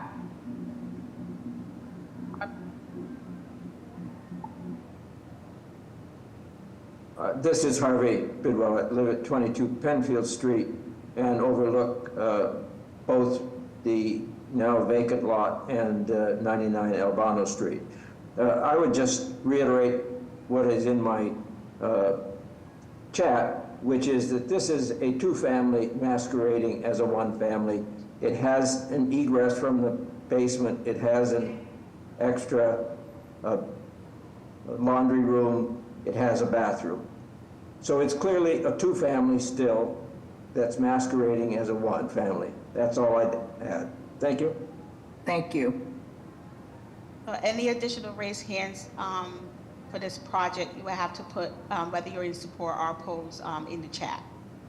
And we appreciate all the feedback we've gotten. We have received them by email and in chat and for those who spoke, so thank you. Are there any other questions from the board? If not, may I have a motion? I'll make a motion, and I would like to add that, this doesn't seem like an outrageous request for this neighborhood. I think that if you look through the zoning viewer and through that neighborhood, the majority of houses are two families. It's transit oriented. It's very close to Rosendale Square. And it seems like a missed opportunity for this neighborhood to add semi-reasonable housing through a two-family as opposed to a single. But, I think the neighborhood's spoken on their opinion of a two-family. So I'm in support of the single, and I'll motion to approve with BPDA design review. Can I add I'll add a proviso that they remove the window wells if they are not necessary for egress. Mr. Collins? Works for me. And so I'll second, and I'll also state that I think the footprint overall is pretty modest, which is why I'm okay with the FAR exceedance. I think they're maintaining adequate setbacks, especially for this undersized lot, and I think the setbacks probably improve upon many other existing non-conforming setbacks in the neighborhood. Thank you. Mr. Stenbridge? Yeah. Mr. Valencia? Yes. Ms. Wewell? Yes. Mr. Aiken? Yes, I think that the proponent has done a good job of working with the corner lot here and making adjustments to take the lot size into consideration and the type and density of the housing. I realize that there's a lot of neighborhood opposition, but that seems misplaced for the scale of this development. So I will vote yes on that motion. Ms. Panado? Yes. The chair votes yes, the motion carries. Thank you for all your time. We appreciate it. The next two cases have been deferred, so we'll move on to case DOA 1375717 with the address of 10 Glenside Avenue. If the applicant and/or their representative are present, they please explain the case to the board. Yes, Madam Chair, members of the board, John Moran, Alpine Advisory Services, with the mailing address of 130 Beach Road, Orleans, Mass. Madam Chair and members of the board, if I could direct your attention to the upper left-hand plan shown on the face page of the plan, which gives a profile of the neighborhood. Number 10 is a vacant lot, and we are proposing to construct a two-family dwelling in a 2F 9000 sub-district. As we face 10 to the right is a six-family dwelling, and the three other dwellings on the even side are three families. There are no dwellings on the odd-numbered side of the street. In the middle of this face page is a plan showing the front of the proposed building. As noted in the description scope, the plan was revised. If I can address that, at a subcommittee, before the Jamaica Plains subcommittee meeting, an architect member of the subcommittee noted that this plan and proposed two-family is very similar to a building constructed and approved by the board on McBride Street. They commented that the proposed original plan was too flat and requested that the entryways be recessed to create a more welcoming face to the building. We agreed and modified the plan as shown, and the planning board voted unanimously to approve this proposed two-family dwelling. If we could scroll down, please, to the next page.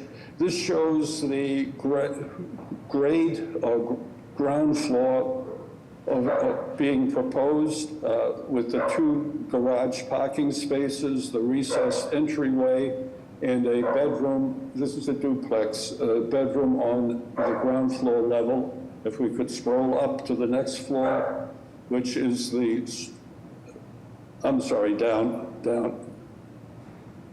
This shows the next level, which is a combination open floor dining and living room, kitchen combination. And the next level, if we could scroll down, the next level shows the proposed bedrooms, and the upper floor shows an additional bedroom and study. The zoning relief sought is very similar to the existing conditions, the dimensional conditions of the existing structures on on Glenside Street. We were cited for screening and buffering, and respectfully suggest that it's not applicable since the site does not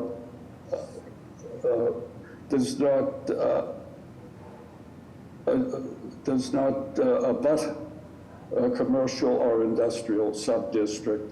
The lot area is insufficient. The code requires 9,000. We are proposing, the site is 3,367 square feet. FAR is excessive. The code cites 0.5. We are proposing 2. The building height, the code requires 2.5 stories. We are proposing 3. The side yards are insufficient. The code requires 10. We are proposing 3. And the rear yard is insufficient. The code requires 20, and we are proposing 10. The front yard would suggest it is a modal compliant front yard. The usable open space, the code requires 2,250 square feet. We are providing 240 square feet. The plan went through a very thorough community process, and as modified by the subcommittee of the Jamaica Plain Board, we have responded to community inputs. We have filed with the board a petition signed by 30-odd residents in the immediate area, including residents of 8 and 12. And also, I am informed that the board has received 3 emails in support of the proposed development. With that, I would be open to questions. Thank you, Ms. Moran. Any questions from the board? Hearing none, can I have public testimony? Madam Chair, members of the board, for the record, my name is Jeremy Bembury. I am the Jamaica Plain Community Engagement Specialist for the Office of Neighborhood Services. The applicant has completed the community process, which consisted of an abutters meeting held on July 30th with few butters in attendance. The concerns voiced were violations, and the requested variances as parking concerns were raised. The proponent then met with the Civic Jamaica Plain Neighborhood Council, where they were approved unanimously. Our office has received a support petition signed by over 30 abutters, including direct abutters, and we received 1 letter of opposition. Thank you for your time, and the Mayor's Office of Neighborhood Services would like to defer to the board with the judgment at this time. Thank you. I have 1 raised hand, Madam Chair. Okay. Press to unmute you. Thank you. Hi, I'm not sure why my video is not on, but my name is Jennifer Neal. I'm a resident owner at 6 Glenside Avenue. I've been to the community meetings noted regarding 10 Glenside Ave and expressed my concerns there, as well as to the committee in writing last week. My opposition to the current plan is to the excessive size of the structure with a FAR of 2.0 and their setback violations that would allow for this 12-bedroom structure with a setback of only 3 feet on 3 sides, so room for almost no open and permeable space. The duplex could house over 12 people, so significantly impacting parking on our small, very dead-end street, even if only half of them brought vehicles. There are plans for 2 off-street parking spots, but also to add a new curb cut to our street, so a negative impact on currently limited parking on Glenside. No residents other than the owner at 8 Glenside Avenue, which is adjacent 10 Glenside, has a driveway or off-street parking on our street. I understand the JP Zoning Committee recently approved the revised plans. However, this does baffle me. They did not approve the previous design that had side yard setbacks that were twice as large as this one, 4 fewer bedrooms, and attempted 3 off-street parking spots. So this building, the second revision, is larger than the first one. Regarding the submitted petition by neighbors, it does not mention that the duplex could add additional 12 residents and a curb cut to our tiny street, nor does it say what the violations are. The 41 signatures on this petition and its suggestion of neighborhood support is very misleading. 8 listed no address on the petition. 13 are residents who work at 3 group homes that are nearby and all have off-street parking. 4 of the listed signatures that are mentioned at 8 Glenside Avenue are renters of the owner, so he is their landlord. And half of the remaining 16 signatures live in homes with driveways and off-street parking, none of which are on Glenside Avenue. So as you consider requirements needed for relief here, I hope you see how this plan is likely to be detrimental to our neighborhood, as it will increase population density on our small street by about 25%, undoubtedly add several vehicles needing street parking, and reducing available street parking by adding a curb cut. I'll also point out that this building that you just approved at 103 Birch has a FAR of 0.6 and much larger space around it. So this is quite a large building for a similar neighborhood. Thank you. Thank you. No Any one, other reasons? Madam Chair. Okay, would the applicant like to respond briefly? Yes, Madam Chair. Originally, the proponent was to construct a 3-family with 3 off-street parking spaces. That was opposed. And when we appeared before the Jamaica Plain Subcommittee, they suggested that we consider proposing a 2-family with, as we did, and modified it when they wanted a modification. I would note that on the petition that residents at 12 also signed to support this project, and that there is broad-based community support for this housing. Any other questions from the board? May I have a motion?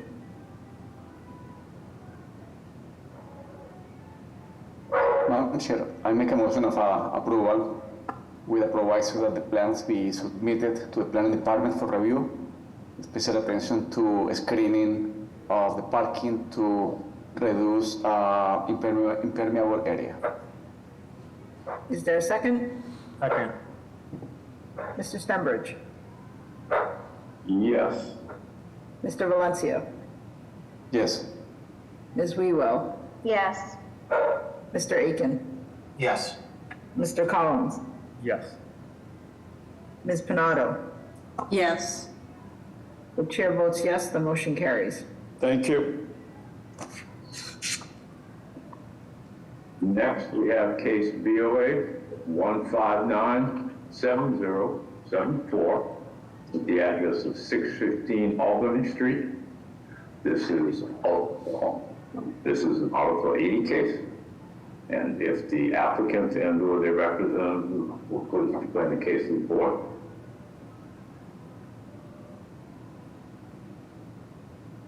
I'm going to make Gregor panelist.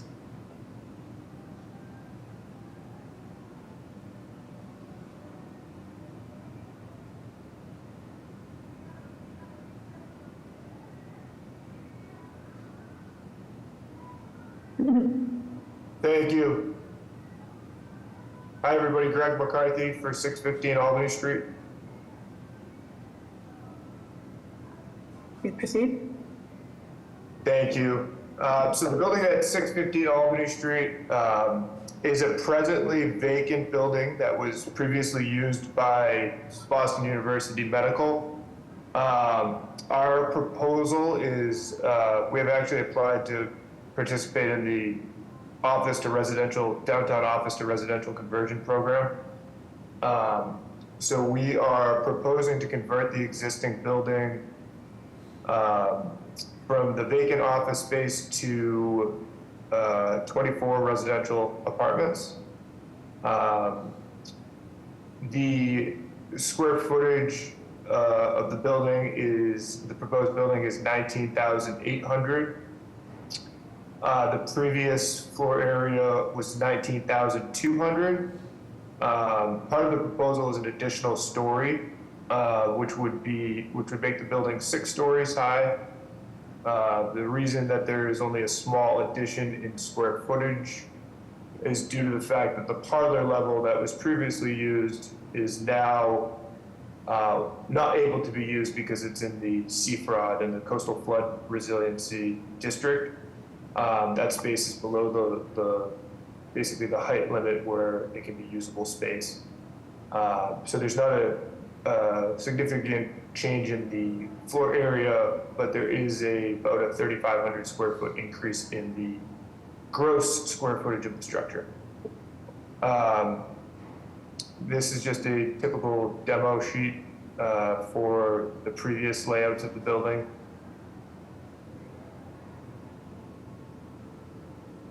First few pages will probably be. So this is a typical floor plan. The first floor is a little bit different than the rest, but each level has 4 units on it. The main entrance is accessed from Albany Street. There's an accessible ramp that enters through Albany and swings around. There is a elevator access and 2 staircases for the building. Bike storage in the basement and some additional tenant storage. The building has gone through the BPDA process. It was approved at the Board of Appeal at the BPDA meeting. The proposal would include 5 affordable units, so about 21%. 4 of those would be IDP units at 60%, and 1 of them a voucher unit. So this is a more typical layout of the other 5 floors. It's a really good mix of bedroom counts. There's 6 3-bedrooms, 5 2-bedrooms, I believe 10 studios, and 1 1-bedroom.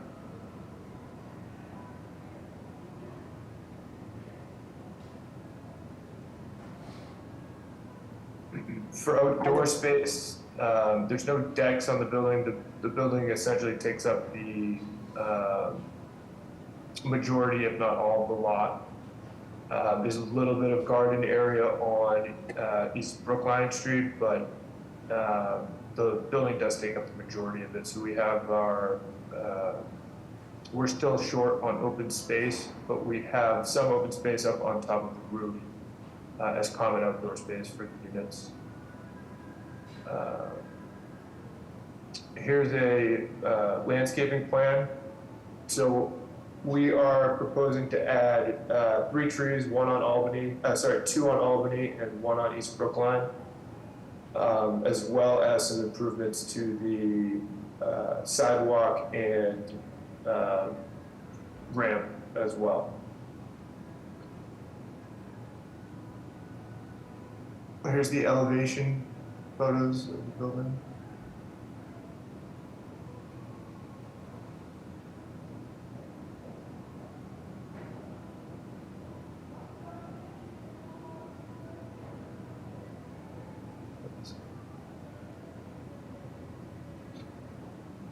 Are there questions from the board? Madam Chair, I have a question. How is the trash operations going to function? I didn't see anywhere on the floor plans that indicated a trash room or where trash would be stored. Yeah, so trash goes in the basement, and it's actually a rollout system. So the management will have somebody roll out the trash on trash day each day. There's not space, unfortunately. There's limited space, not enough space that wouldn't be a complete eyesore, one, or get rid of this very small bit of dirt that we have, which is currently landscaped around a tree, basically. like a very small corner is basically the only place we could put it. So we're doing rollouts for now. I think for the number of units, it's going to work. So they'll be brought up through the elevator and brought out onto Albany Street, essentially. Thank you. Any other questions from the board? Hearing none, may I have public testimony? Madam Chair, members of the board, Connor Newman with the Mayor's Office of Neighborhood Services. At this time, the Mayor's Office is going to defer to the judgment of this board. This went through a BPA-led community process as a part of the Mayor's initiative to convert office space into residential. There was a community meeting that was held in July. In that meeting, there was a lot of questions from residents on just what type of work would be done to convert the building, as well as some concerns regarding the design of the building itself. The applicant went on to meet with the BPA board. It was approved September 12th, 2024. With that, we'll defer to the board at this time. Thank you. Hello, Madam Chair, members of the board. Liam from Counselor Fitzgerald's office. I'd like to go on record in support of this proposal. Thank you. Thank you. Mr. Simonelli? Good morning, Madam Chair, members of the board. Christian Simonelli, Boston Growler Trust, and we have both G-card letters from the applicant. There's no additional raised hands, Madam Chair. Okay. With that, may I have a motion? Motion to approve? Second. Okay, Mr. Stenbridge? Yeah. Mr. Valencia? Yes. Ms. Wewell? Yes. Mr. Aiken? Yes. Mr. Collins? Yes. Ms. Pinato? Yes. Chair votes yes, the motion carries. Thank you very much, everyone. Next, we have case BOA 1605743 with the address 25 West Howell Street. If the applicant and or their representative present, would they please explain the case to the board? Yes, thank you, Mr. Stenbridge. Madam Chair, members of the board, Attorney Ryan Spitz with Adams and Moranci, business address of 168 H Street, first floor, South Boston. Joining me today are the owners, Matt and Danny Paisner. Also joining us is Sam Malafronte, who is from Soli Engineering, and our transportation consultant, Bob Michaud. The proposal is located at 25 West Howell Street, Dorchester, on the south side of the South Bay Shopping Center. The parcel is approximately 18,242 square feet with an existing car wash, as many of you know as Scrubberville. The proponent is seeking to construct a replacement car wash and detailing facility on this site for better efficiency and to improve the overall public safety and transportation issues. The reconfigured site has an improved layout with additional queuing space for the facility through a proposed easement onto an abutting parcel located at 115 Boston Street. We have the following zoning violations. We have a use violation, a car wash as a conditional use, and due to the demolishing of the existing structure and construction of a new facility, we have been cited for a conditional use permit. Design and maneuverability, due to the design of the circulation requiring an easement for queuing, we have been cited for this. We have a front yard and side yard dimensional violation. We believe that the community commercial sub-district should have been applied here, which would not have warranted a zoning violation, but since the review has claimed it does, the dimensional violations are indeed present and relief is still appropriate. Now I'm going to turn it over to Sam, who is going to do a quick run through the drawings. We do understand that the drawings submitted are very extensive. Sam has a few selections that he would like to just discuss and give you guys a clearer image of what is being proposed. Sam, I'm going to turn it over to you. Thank you, Attorney Spitz. For the record, my name is Sam Alfronti, civil engineer with Soli Engineering. Our offices are located at 11 Vanderbilt Avenue in Norwood, Mass. 02062. If we could flip to page 7 of this PDF, yes, it's the overall site plan. So the applicant and owner proposed to reconstruct the existing scrub-it-up car wash with a new 6,945 square foot car wash and interior detail center. The site proposes 4 parking spaces to the south of the building. The building will feature a 2-tunnel configuration that will significantly reduce the amount of traffic exiting the site onto Boston Street. The proposed site layout allows for car wash customers to both enter and exit the site via West Howell Street, which is located on the west of this drawing. The site's current configuration and existing conditions allows for minimal on-site queuing, oftentimes resulting in impacts to West Howell Street, the intersection of West Howell Street and Boston Street, and sometimes to the signalized intersection of Boston Street, excuse me. The owners of Scrubbed Up have agreed upon an easement with the adjoining residential development, 115, 121 Boston Street, to reconfigure the car wash vehicle queuing onto a portion of that property. This easement area is shown on this plan shaded in gray, and this allows the Scrubbed Up car wash to utilize a U-turn queuing lane to achieve an on-site queuing capacity of 22 vehicles. Just for reference, in existing conditions, the Scrubbed Up has a queuing capacity of about 4 vehicles on site. As part of the project, the sidewalk is proposed along the southern side of Jankarski Way with several ramp and crossing ADA improvements proposed. The sidewalk improvement provides streamlined pedestrian connectivity from West Howell Street to Boston Street. If we could flip to page 9 of this PDF. In existing conditions, the site does not contain any stormwater quality measures or any form of stormwater management. Project proposes 2 water quality units that will effectively clean all of the stormwater runoff associated with the site. Additionally, a subsurface stormwater basin is proposed to the north of the building that will retain stormwater runoff and recharge the runoff back into the ground. The redevelopment will result in increased water quality from the site and decreased stormwater peak flows and volume. If we could flip to page 9 of this PDF.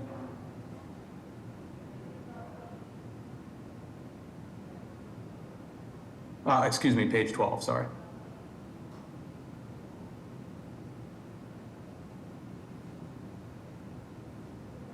We could scroll down just a little bit more. Thank you. Currently, 100% of the property is improved with impervious surfaces. The redevelopment proposes a 5,250 square foot increase in pervious surfaces that are proposed to be improved with lawn area or landscaped islands, as shown on this plan. The redevelopment proposes all new LED dark sky compliant light poles and wall packs to illuminate the queuing lane and associated building entrances. And as Attorney Spitz mentioned, this is a very comprehensive plan set and architectural drawing as well.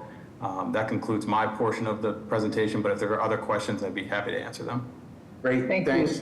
Thanks, Sam. Madam Chair, just one thing before I turn it over to you. I'd just like to mention that this vehicular traffic plan went through an extensive review with the Department of Transportation as well as Mass DOT, because some of the roads surrounding here are subject to Mass DOT. So with that being said, Madam Chair, I'm going to turn it over to you for any questions or comments. Thank you. Questions from the board? Yes, if I can ask from Boston Transportation, Mr. D'Amico, made a comment. Mr. D'Amico, are you here? I would like to hear more about your comment on the parking. Yes, I'm here. Did I hear correctly that there was a parking request for 45 spaces? No. 4, I think is what he said. Okay, 4. I'd like to suggest a reduction to 3 spaces to be parked on a 45-degree angle. This will make it for a safe and efficient maneuverability. Thank you. Madam Chair, if I could just respond. Again, this went through an extensive review already with the Transportation Department prior to actually filing this plan to get something that's acceptable. I do appreciate Mr. D'Amico's concerns. However, that would create an additional violation if it was removed. So again, I'd just like to add that to the record, please. Thank you, Attorney Spitz. Other questions from the board? May I have public testimony? Good morning, Madam Chair and members of the board. My name is Eva Jones, representing the Mayor's Office of Neighborhood Services. Regarding 25 West Howell Street, our office will defer to the board's judgment on this matter. A community process was conducted, including an abutters meeting on 6/17/24, which was attended by 3 constituents. The primary feedback from this meeting was support for the proposal and support for the change of where the exit for cars are leaving due to the high number of illegal left turns taken by customers when leaving the property, as well as support for the lines being able to hold more cars and reduce the amount of cars waiting in line on West Howell Street. Additionally, the proposal was reviewed by the John W. McCormick Civic Association, which convened on 9/17/24. The association has expressed support regarding the proposal and has voted 22 in favor, 1 opposed to the proposal. At this time, the Mayor's Office of Neighborhood Services defers to the board's decision. Thank you for your time and consideration, everyone. Thank you. Hello, Madam Chair, members of the board, Liam from Counselor Fitzgerald's office. I also would like to go on record in support of this proposal. Thank you. Thank you. I see no additional raised hands, Madam Chair. Thank you. With that, may I have a motion? Motion to approve. Is there a second? Second. Mr. Stenbridge? Yes. Mr. Valencia? Yes. Ms. Wewell? Yes. Mr. Aiken? Yes. Mr. Collins? Yes. Ms. Panado? Yes. Chair votes yes, the motion carries. Great, thank you. Thank you. Thank you. Next, we have case BOA 163-6269 with the address of 933 East Broadway. If the applicant and or their representative present, they're please be pointing to the board. Morning, Madam Chair and members of the board. My name is Tiffany Marzouk. I am an attorney with the law firm of Alcock and Marcus. We're located at 10 Forbes Road in Braintree. I am counsel for the applicant Hajar Management Company, owner of the property at 933 East Broadway. Here with me today is Charles Hajar of Hajar Management, and also the project architect, Derek Rudolph.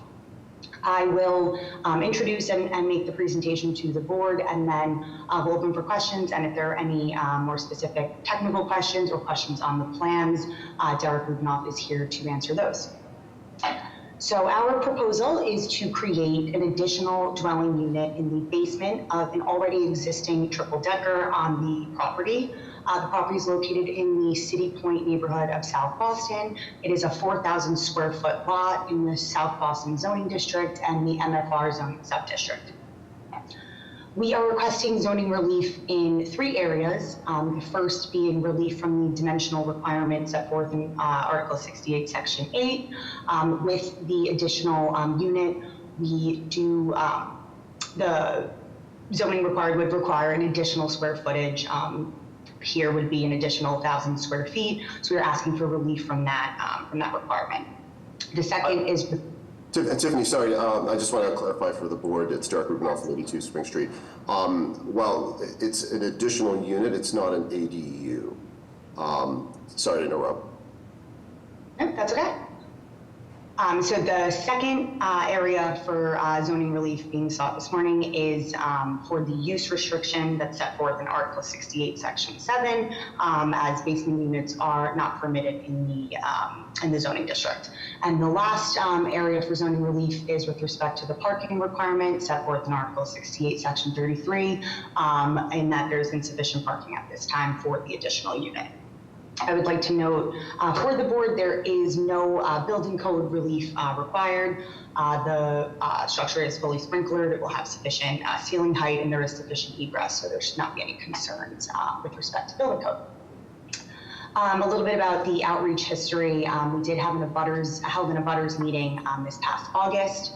Subsequently, we did have a meeting with the City Point Neighborhood Association, and then Attorney Sean Regan in my office also did speak individually to several of the abutters who were generally accepting of the project. We do believe that the relief requested is justified due to the unique features of both the lot and the property itself, and also certain components of the proposal. The lot itself, if we could just go maybe to 2 pages up from here, for control. Yeah, perfect. That's great. The satellite view there. The lot is narrower and skinnier than the surrounding lots on the block. It is also almost twice the square footage of similar lots with triple deckers in this neighborhood. And then if we could just do 2 pages from here, would be great. Perfect, right there, thank you. The structure itself, as you'll see, the current first floor is about a full story higher from the street level, and it is set back about 20 feet from the street. The proposal itself, the creation of this additional unit will not expand the existing footprint, nor will it alter any of the built structure. There will be no changes to the second and third floor, and the only change to the first floor will be to allow for access from this new proposed basement unit to the first floor by use of the existing stairway.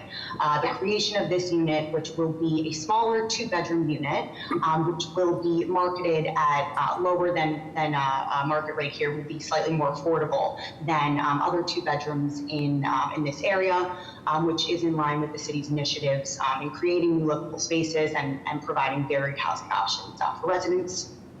These points were also echoed in the planning department's approval recommendation as well.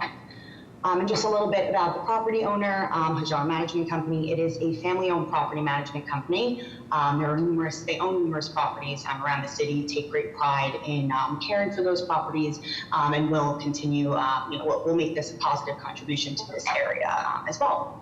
Again, Charles Hajar is here if there are any specific questions for him, but we're happy to answer questions. And then also Derek is here for any specific questions on the plans, which is also in our presentation. Thank you. Are there questions from the board? Madam Chair, I do have one question. Thank you. Could you just explain the nature of adding the additional unit? I'm just trying to understand the purpose of the request. It's a 3-family, and you're coming just to add a 4th unit. Is there something else that's specific to the building or the property or the location? So the basement right now is unfinished. So in finishing the basement, and the owner did make a decision to, instead of making a larger first unit and finishing the basement, making that part of that first unit and having about 6 bedrooms there, they made the decision to actually have an additional dwelling unit to provide an additional housing opportunity in the area. Thank you. Any other questions? Can I have public testimony, please?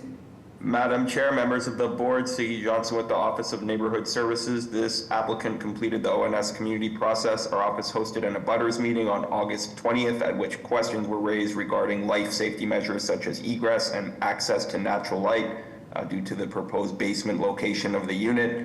No other concerns were raised. The City Point Neighborhood Association had this proponent in for a presentation and voted to oppose the application. We received no other comments in support or opposition. With that background, we defer to the judgment of the board. Thank you. Thank you. Good morning, Madam Chairs and members of the board. Laura here from Constable Flynn's office. At this time, Constable Flynn would like to go on record in opposition due to feedback from the City Point Neighborhood Association, concerns about setting precedent in our parking crisis. Thank you.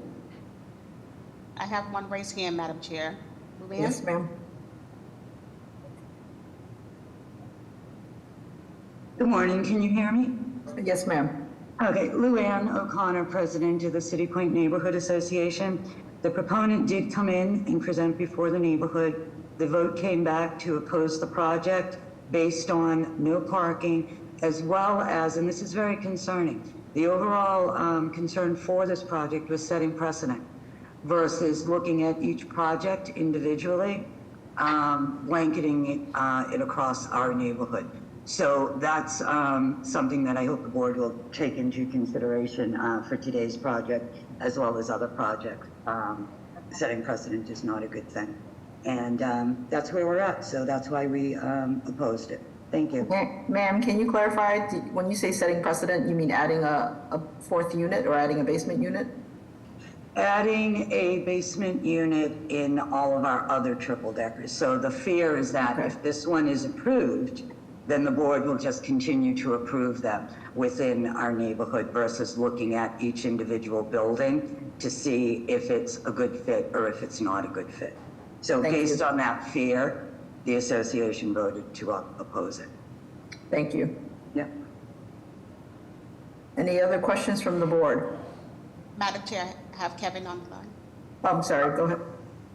Hello and good morning, Madam Chair, members of the board. This is Kevin O'Sullivan from Councilor Aaron Murphy's office. Thank you very much, Madam Ambassador, for allowing me to speak. Councilor Aaron Murphy just wanted to go on the record in opposition. Councilor Murphy recognizes the efforts and communication made and applauds that, but for the reasons stated before in regards to the vote at the City Point Neighborhood Association and that precedential effect, Council Murphy is in opposition. Thank you very much for your time and consideration.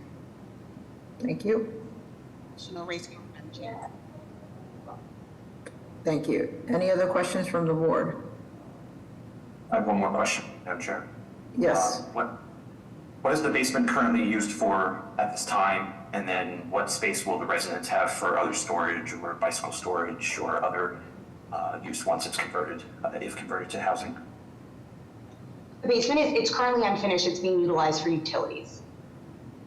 If I could add to that as well, we have the utility space that we're proposing in the basement where there would be some additional room in that for bicycles. The proposed, it was mentioned earlier that we should look at these buildings individually. Out of the triple deckers that we've worked on a lot of triple deckers. This is a very good candidate for a basement unit. We're up high from the street.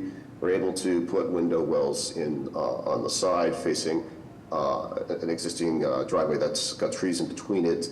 We're providing ample natural light per the state sanitary code and very comfortable rooms in here. So I recognize the comment about precedent. I would ask the board to consider that we're right on a bus line right there, and we're not making changes to the exterior of the building. It's really a lovely building.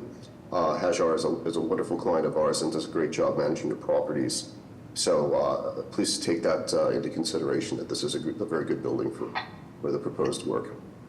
Madam Chair, I have another question. Yes, sir. What's the means of egress from the basement unit? So the means of egress would be from the front, because we would be sprinkling with an NFPA 13R system. That's a system connected to the street. And the Massachusetts Building Code allows for one means of egress if we provide the window wells from the bedrooms, which we are providing here. We're also lowering the floor a little bit in here to get more than 8'4" ceiling height in the basement. Thank you. Sure. Thank you. With that, may I have a motion? Make a motion to approve. Is there a second? Second. Mr. Stenbridge? Yes.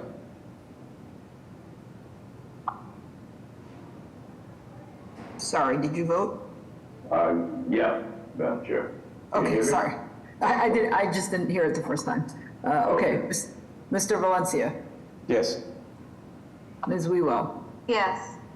Mr. Aiken? Yes, I think the circumstances of this location are suitable for this, so yes. Mr. Collins? Yes. Ms. Panado? Yes. The chair votes yes, the motion carries. Thank you so much. Thank you very much.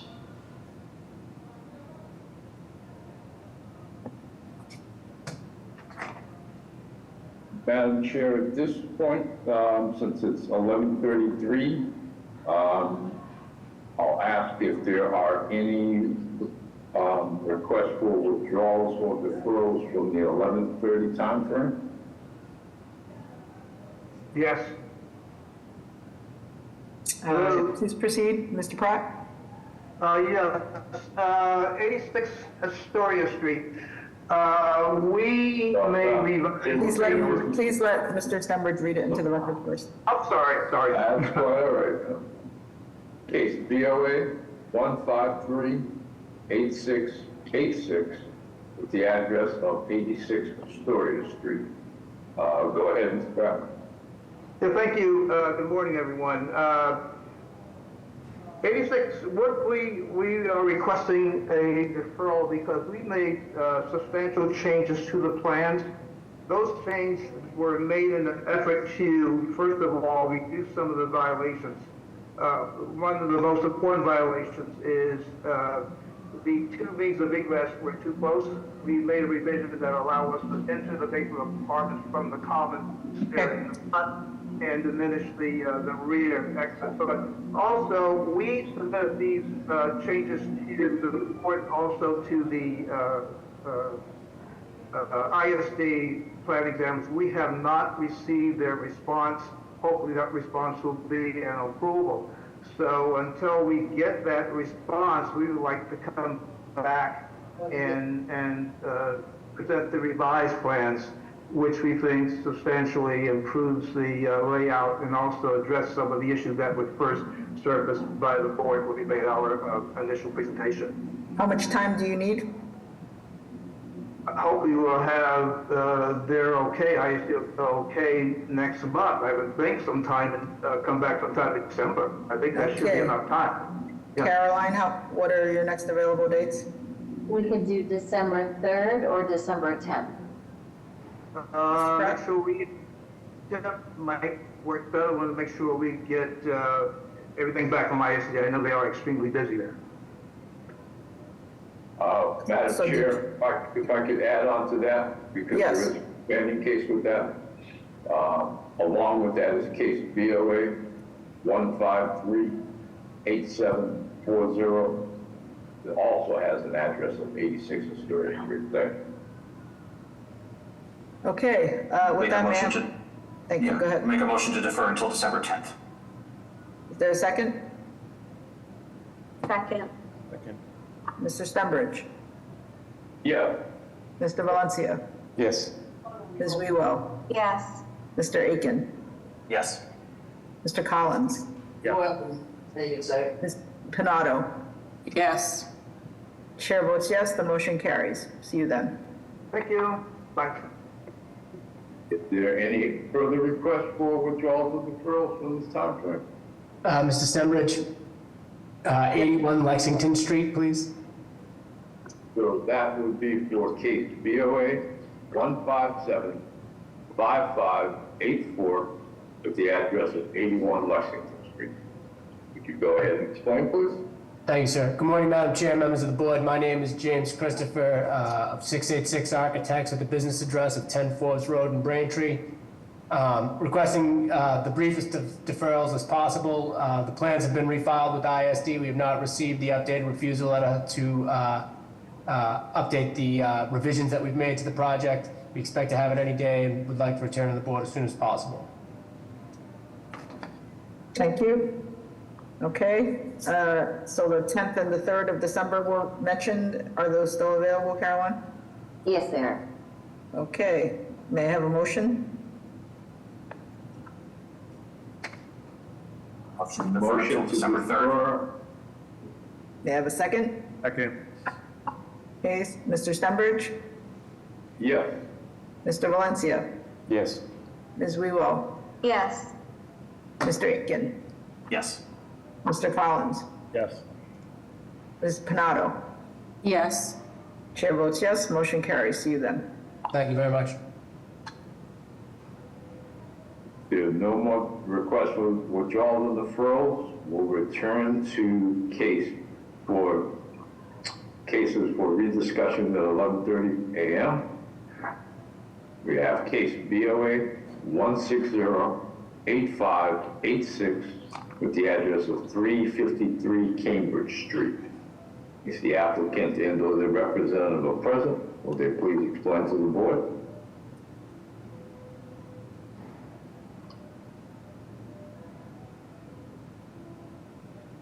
I'm going to elevate Doug to be a panelist.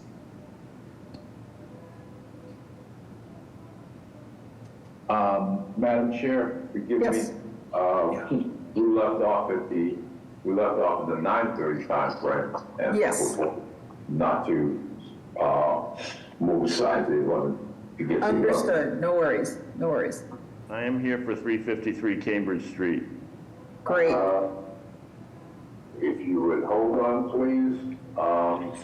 As we return to 9:30, the next case to be heard is BOA 1415286 with the address of 131 Athens Street. If the applicant and or the representative is available for this case, if they would please explain to the board. Good morning, Madam Chair, members of the board. My name is Arthur Chu. I'm the architect for the project with the business address at 1 Billings Road, Quincy, Mass. Joining me is Michael Gannon, the owner of the property. Please proceed. This project is a vacant lot, currently a vacant lot at 131 Athens Street. It's 20 by 40 and 800 square feet. Next slide. There are several zoning violations in our proposals to do a garage underneath and 3 stories above. Next page. As you can see, it's in the bottom left, it's a vacant lot. Someone is illegally parking there. It's kind of a derelict lot. Next page. So in the middle of the screen is the parking space garage. On the right is the second floor, which is the living room and kitchen. Next slide. On the 3rd floor are 2 bedrooms. In the middle is the 4th floor with a master suite. And there is with a balcony in front, and there is a roof deck, which we've changed to be a hatch to get onto the roof. Next slide, please. As you can see, there's a parking garage on the 1st floor, a hardy planks sided building above it of 3 stories with the deck in front. 2 sides are basically blank, except for recessed windows on the side elevation, and the rear has 9 windows. And if there are any questions, we'd be glad to answer them. Thank you. Questions from the board? Yeah, can you talk about the violations? Yes, it's required 2 parking spaces, and we only have 1. Potentially we could put a tandem space, but we decided not to.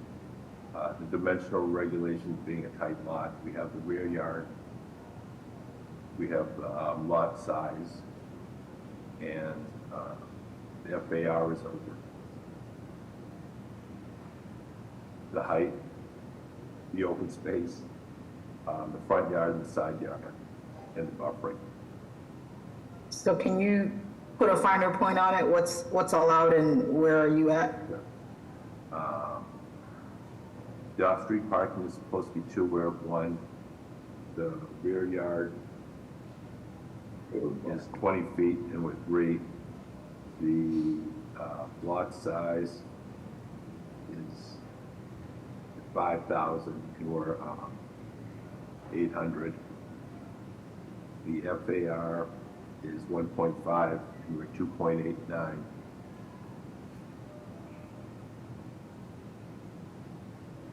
The height is 35 feet and we're at 40 feet.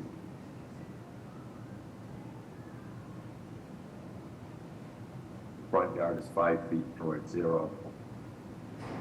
The side yard is 3 feet and we're at 1 foot on. And the screening buffering, we have no screening for the parking other than the garage door. Thank you. Madam Chair, there were some, maybe it'll be answered later, but people have concerns regarding the access to utilities and emergency responders. Yeah, I think your abutters, some abutters had concerns about the 1 foot, setback and access, as Mr. Stenbridge noted. Can someone address that?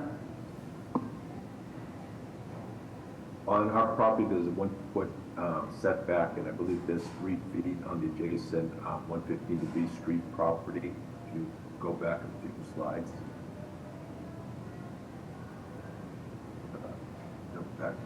Go forward 1.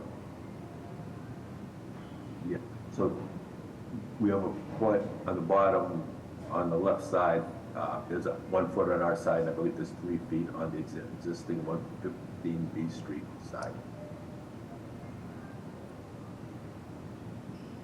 We'll put out. Is anyone I'm sorry. from the department on? Mr. Hampton, are you on?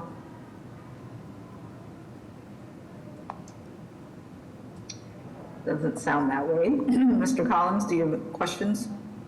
I just want to hear their reasoning. I mean, they obviously, their recommendation is here and they want to lose the parking, increase side setbacks, and reduce the overhang on the building. So just looking for their reasoning for that, but we're good. We can move on. Okay, thank you. Other questions from the board? Yeah, I mean, it just feels like it's a very dense development for this site, that it's even hard for your neighbors to even get access to their meters on the side of their building. Can you just explain why such a dense development? Well, it's actually only a single-family house. The building itself is only 16 foot 10 wide, and the neighbors' meters on the left seem to be on the property line. Because we have 1 feet off the land, and their property line is right on the, or their building is right on the property line. Mm-hmm.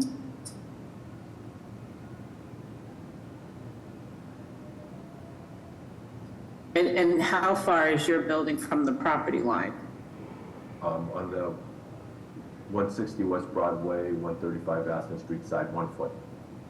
Yes, so can someone even get to that utility meter? Those utilities are actually on our property.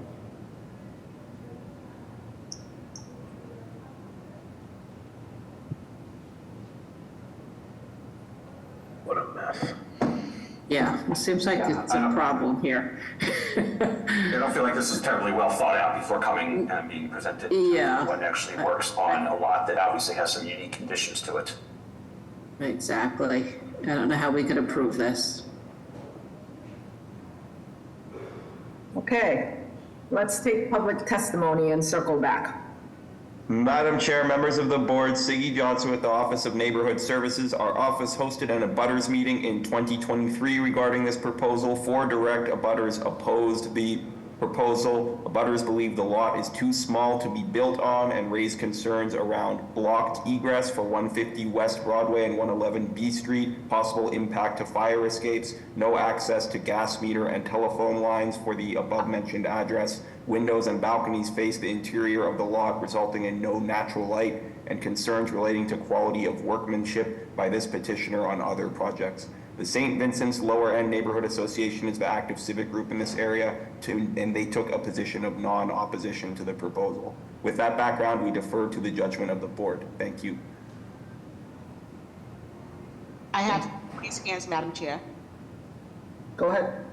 Erica? Thank you, Madam Chairwoman and the board. We appreciate your time today. I'm here to make a statement on behalf of the 160 West Broadway condominiums, which is at 135 Athens. We are in opposition to this appeal based on the proposed 1-foot side yard. From the plans, you'll see that there's 1 foot, only 1 foot, between 135 Athens, which is the 160 West Broadway condominiums, and this proposed single-family home. Our building is 3 stories high. That building being proposed is 4 stories plus a roof deck plus a head house, which is at 5 stories. There is no way, never in the future, that our building would ever be able to do repairs or construction on that side of our building.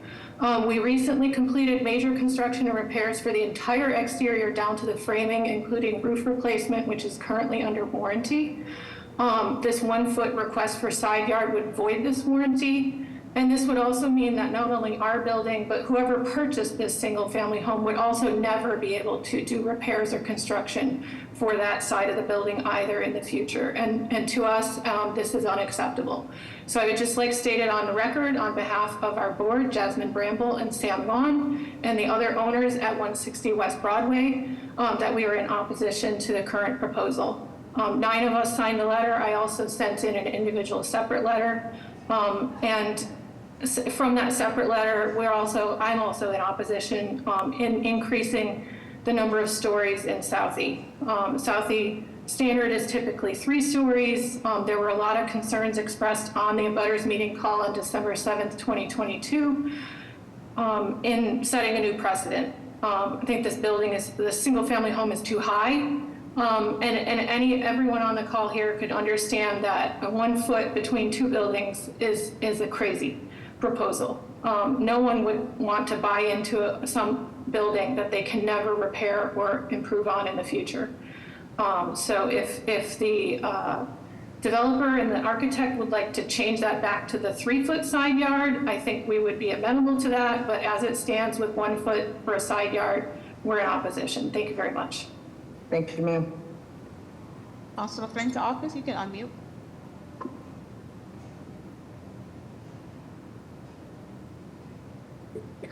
Hi, sorry, I forgot to speak when it was my turn, but I just wanted to go and make Councilor Flynn's statement. He would like to go on record in support based on a good community process and feedback from the neighbors. He respectfully requests that the development team continues to work closely with the community on any quality of life issues that occur during the construction phase. Thank you.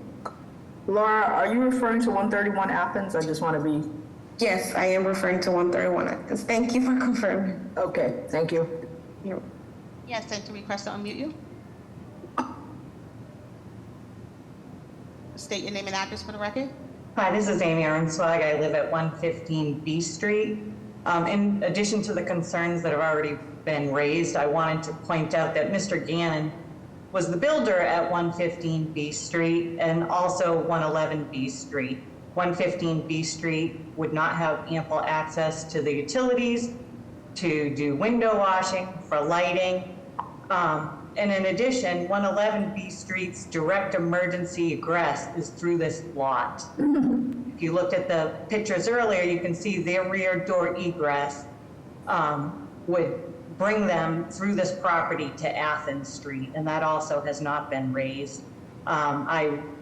Our building has had multiple people write in opposition. I'm surprised that Ed Flynn's office is supportive of this, because this is something that has shown strong opposition from the direct abutters and surrounding neighbors. And that's all I had to say. Thank you. Thank you. Would the applicant like to address these concerns? No, thank you. Okay, any other questions from the board? Hearing none, may I have a motion? I think this is too dense and like to make a motion of denial without prejudice. Is there a second? I'll second that. The setbacks just need to be adjusted. You can't have a foot between the buildings like that. Mr. Stenbridge? Yes. Mr. Valencia? Yes. Ms. Wewell? Yes, and I'll just add that, this is a really small lot, and any development that the board considers should be proportional to the size of the lot. Mr. Aiken? Sorry. Yes. Mr. Collins? Yes. Ms. Panado? Yes. Chair votes yes, the motion carries. Thank you. Next, we have case BOA 1586051 with the address of 86 Pembroke Street. If the applicant and/or their representative are present, will they please explain to the board? I'm going to elevate the Holland Companies. Hold on.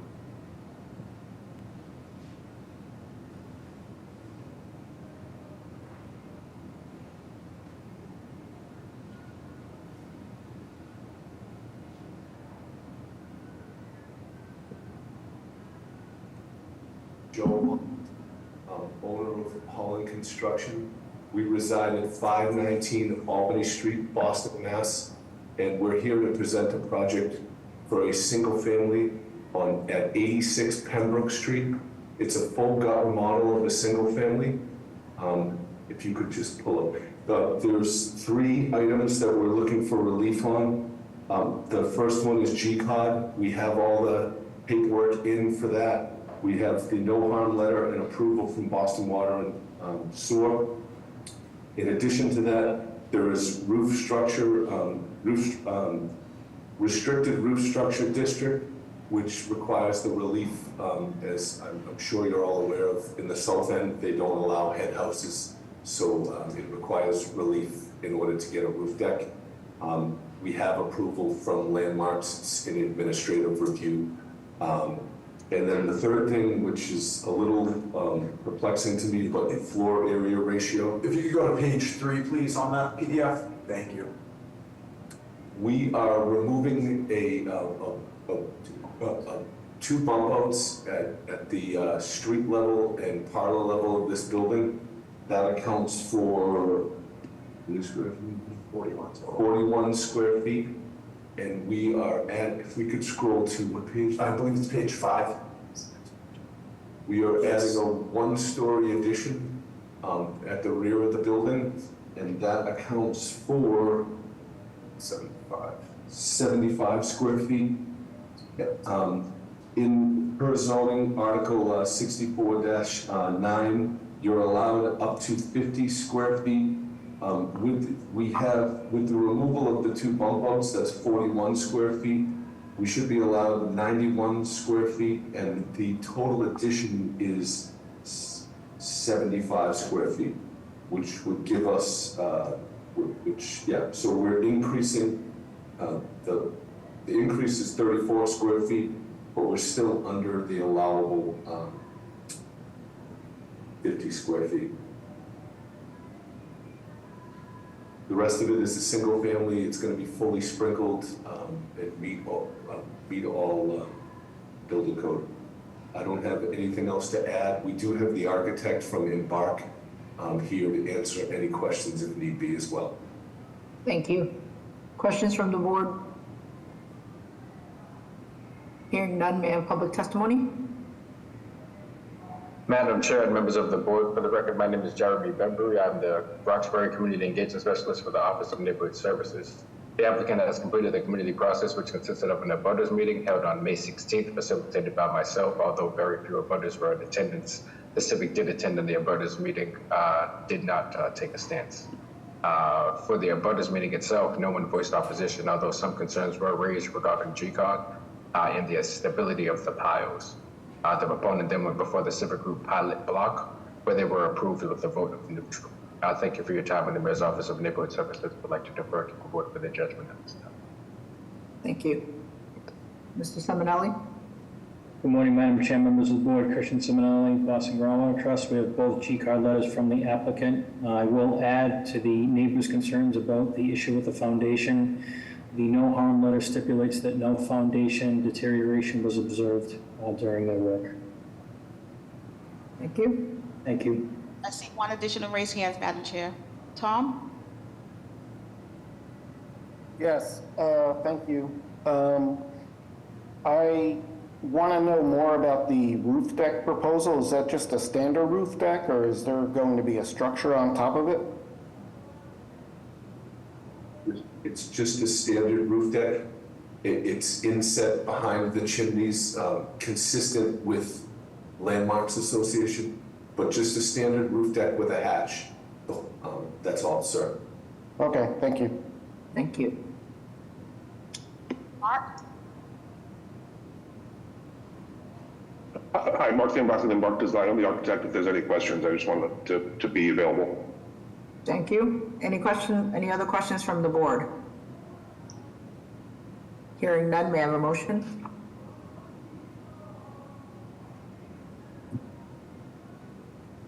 I'll submit a motion for approval with a proviso that the plans be submitted to Boston Landmarks Commission for review. There's a second. Mr. Stembridge? Yes. Mr. Valencia? Yes. Ms. Wewell? Ms. Wewell? Mr. Aiken? Yes. Mr. Collins? Yes. Ms. Canado? Yes. Is Ms. Wewell with us? Okay, chair votes yes, the motion carries. Thank you, Madam Chair. Thank you, board. Next, we have case BOA 1641033 with the address of 18 to 34 Main Street. If the applicant and/or their representative are present, they please explain to the board. Hello, my name is Tim Shan. I'm at 9 Wall Street in Charlestown. I'm the architect for the project. What this is there's been an existing roof deck on this condominium since the late 80s, early 90s. We think it may have been unpermitted, or we could not find any evidence that had been permitted. We assume it was, but regardless, it's rotted out, needs to be rebuilt. So that's what we're here for. Because we're going back through the process, we're in a restricted roof district, and this building is 45 feet now where the deck sits. So we need relief for those two reasons. And just a small thing, currently it's accessed by a 42-inch diameter spiral staircase. I don't know how they got away with that, but we're gonna put a bigger spiral staircase in, 5 feet diameter to meet code. And we're gonna rebuild the deck exactly how it sits size today. Although it won't be pressure treated, we'll have a metal railing like the BPDA prefers, and that's it. That's any questions, I'm here. Thank you, sir. Any questions from the board? Hearing none, may I have public testimony? Madam Chair, members of the board, C.E. Johnson with the Office of Neighborhood Services. This petitioner completed the ONS community process. We hosted an abutters meeting on Tuesday, September 24th, at which no concerns or comments were raised. We defer to the judgment of the board on this proposal. Thank you. Thank you. I see no additional raised hands, Madam Chair. Thank you. May I have a motion? Madam Chair, I make a motion of approval. Second. Thank you. Mr. Stenbridge? Yes. Mr. Valencia? Yes. Ms. Wewell? Okay, I don't know if Caroline, you want to reach out to her because I see her on there, but she's obviously not here. Mr. Aiken? Yes. Mr. Collins? Yes. Ms. Panado? Yes. Chair votes yes, the motion carries. Thank you, everybody. Next, we have case BOA 1622057. The address is 969 to 985 Bennington Street. If the applicant and/or their representative are present, they please explain the case to the board. Yes, good afternoon, Madam Chair, members of the board. I swear this one will be quicker than the last one, I hope. Attorney Nick Zazula, McDermott, Quilty, Miller, and Hanley, here as zoning and permitting attorneys on behalf of Big Ben Realty Trust. If you go to the next slide, Madam Ambassador, the team slide would be great. One up, I apologize. Thank you. Mark Resnick and Patrick Giluli, and our architect, O'Sullivan Architects, David O'Sullivan and Arian Nicola are both on as well from our team. Next slide, please. So 969, 985 Bennington in East Boston, you can see it here. It's near the intersection of Bennington and Saratoga Street. It is in the Orient Heights neighborhood of East Boston. You can see here it's across from Constitution Beach Park, and also very near, less than a quarter-mile walk to the Orient Heights MBTA station on the Blue Line. Next slide, please. Just a closer in point view of the building, of the existing building, and then you can see also that it abuts the MBTA train tracks actually to the rear as well. Next slide. Again, another vantage point, you can see the Constitution Beach Park to the rear, and the Bennington Street in front of the building. Next slide. This is just some context. It is an existing two-story commercial building. It has commercial on the ground floor and in the basement, and office space on the second floor. The site itself is about 10,235 square feet, and the building footprint is about 9,068 square feet, with about 13,500 square feet currently of square footage for the size of the building. Next slide, please. Again, another view of the rear of the building left side and the right side, showing the two-story commercial brick building. Next slide. Again, this is just to show from the rear, we are abutting the MBTA tracks at the rear. We are in touch with the MBTA. We do have a project manager there. They are not opposed to the project, and we are undergoing the MBTA kind of licensure process to convert this building to a mixed use with residential and some windows at the rear of the building for those residential units. So we just wanted to point out that we are abutting the tracks and we are in touch with them. Next slide, please. This is just existing conditions. Again, the lot's about 10,237 square feet. The building does take up 9,068 of that footprint. So it does cover about 90% of the lot as it is. And just wanted to highlight this because we do need zoning relief for insufficient open space and off-street parking, which you'll see in a minute.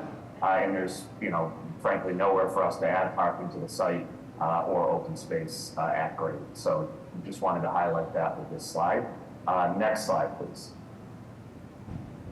This is just the existing conditions. Again, ground floor, existing tenants, and commercial space. Next slide, please. This is the existing conditions on the second floor. Wanted to show this because you can see that actually a large portion of this is open to the ground floor, and what this project is proposing is to kind of infill a complete second level and change it to a residential use. So you can see here that there is a second floor. The L shape on the left is for the dance studio and recovery on the harbor, but a lot of it is open to below, and the plan is, which you'll see in a minute, to fill that inside the building and convert it to residential units. Next slide, please. These are existing conditions and building elevations. Next slide. And now we get into, I believe this is the proposed ground floor. You can see that the proposal is to change the use and occupancy and move some of those second floor commercial and businesses down to the ground floor. And you can see the relocated dance studio and some of the other space that will remain for those existing tenants. Next slide, please. So here's the crux of the project. We are seeking to infill that second story, move some of those commercial uses and office uses to the ground floor, and then infill that inside with a new second level for 8 total units, including a one 2-bed, 2.5 bath, 3 2-bed, 2 baths, 3 1-bed, 1 bath and den, and 1 bed and 1 bath. So basically 4 2-beds and 4 1-beds. And this is, again, inside the building, not being added to the building. The building's not getting taller or wider. This is just an infill development, new units actually inside the existing 2-story structure. Next slide, please. This is the existing elevation, the proposed elevation. You can see substantially similar at the front, but we are proposing to add a few new street trees after discussion with the neighborhood group. We also are proposing to add windows at the rear, which is in the bottom elevation. And again, that's because we're fitting out that space for residential to allow the adequate light and air. And those windows, again, abut the rear of the building and abut those train tracks for the MBTA. Next slide. Zoning. So we need zoning relief for floor area ratio. It's an existing nonconformity at 1.32.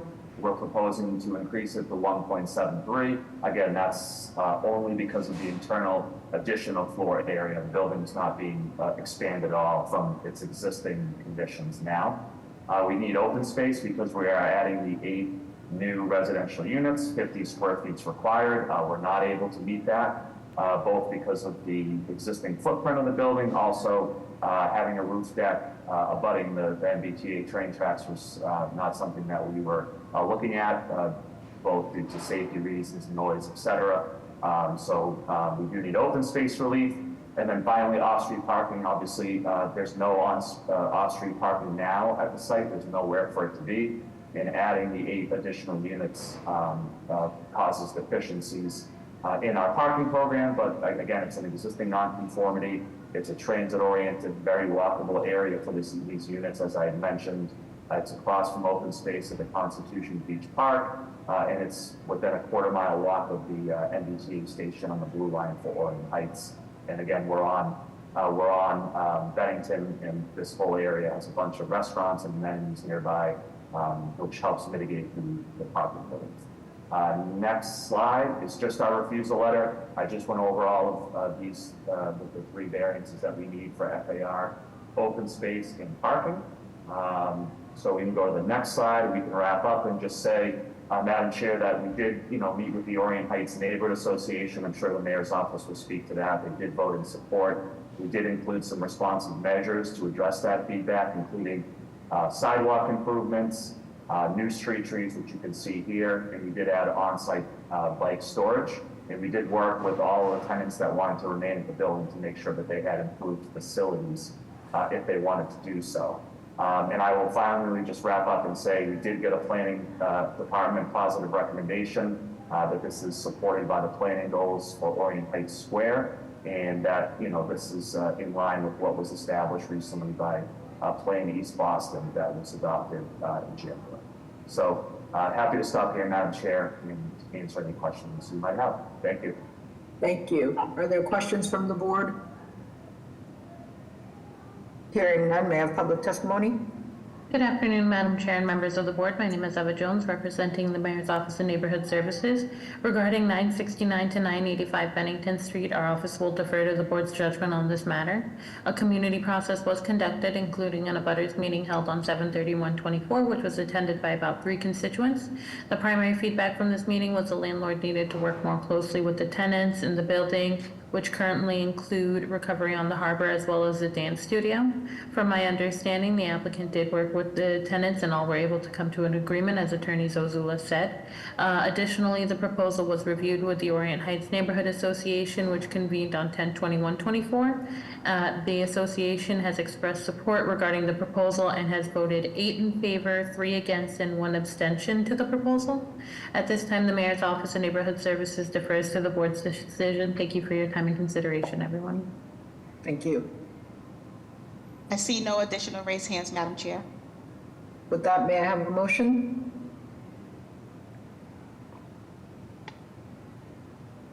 Madam Chair, I make a motion of approval with review from the Department of Parks and Recreation. There's a second? Second. Mr. Stembridge? Yes. Mr. Valencia? Yes. Ms. Wewell? Yes. Mr. Aiken? Yes, this is an excellent proposal at this location and good use of the building. Mr. Collins? Yes. Ms. Panado? Yes. Chair votes yes, motion carries. Thank you again. Thank you. You're welcome. With that, we'll take a 15-minute break.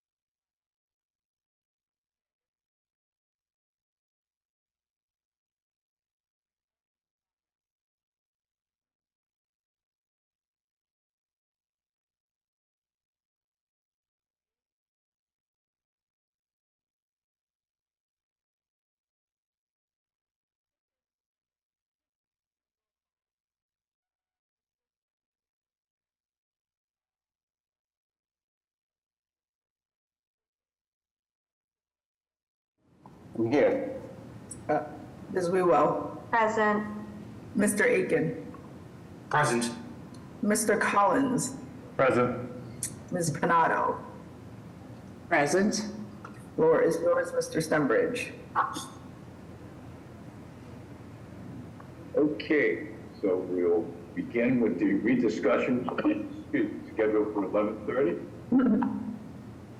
At this, we asked for withdrawals and throws before, so we will go on to case BOA 1608586 with the address of 353 Cambridge Street. If the applicant and their representative are here, would they please explain? I'm here representing myself for 353 Cambridge Street, Douglas Bacon. Great, please proceed. This is a request to remove a proviso on takeout that was granted for this address for the previous tenant of the building, Regina Pizzeria. I am the new occupant of the building, and I wanted to remove the proviso that the takeout was granted to that petitioner only. Great, thank you. Any questions from the board? Can I have public testimony?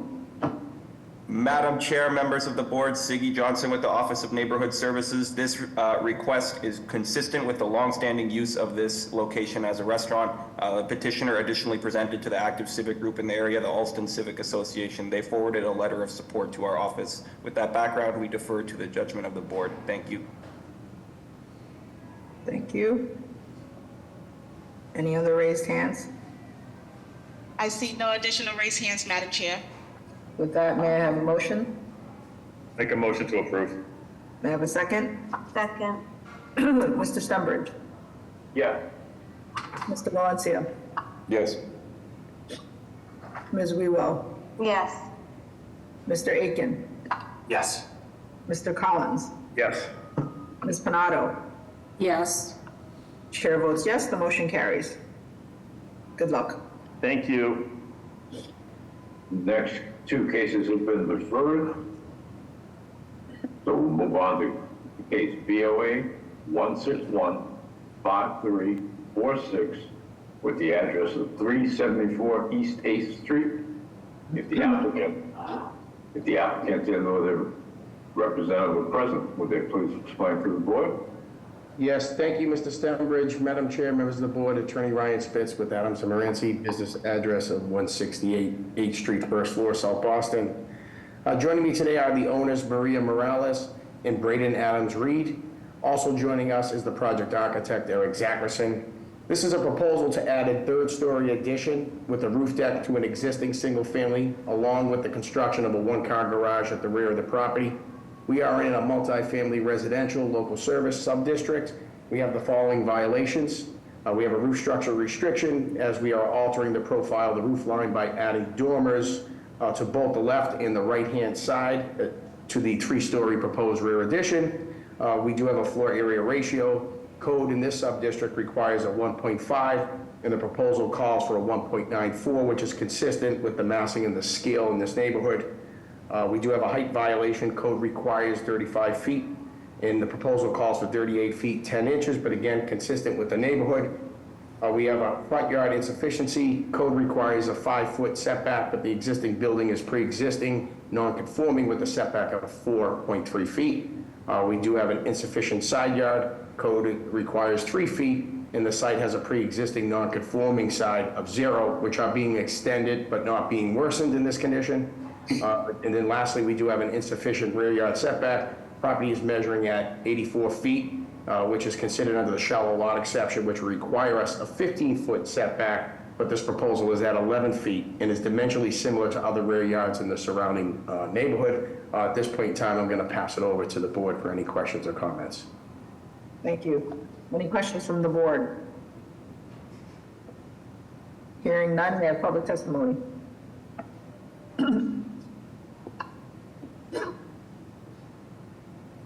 ONS, are you speaking on this?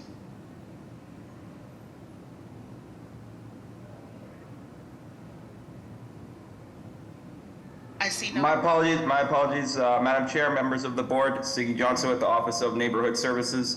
This petitioner has completed the ONS community process. Our office hosted an abutters meeting on July 15th, at which no concerns were raised. Proponents additionally presented to the Dorchester Heights Neighborhood Association, which relayed to our office a position of non-opposition. With that background, we defer to the judgment of the board. Thank you. Thank you.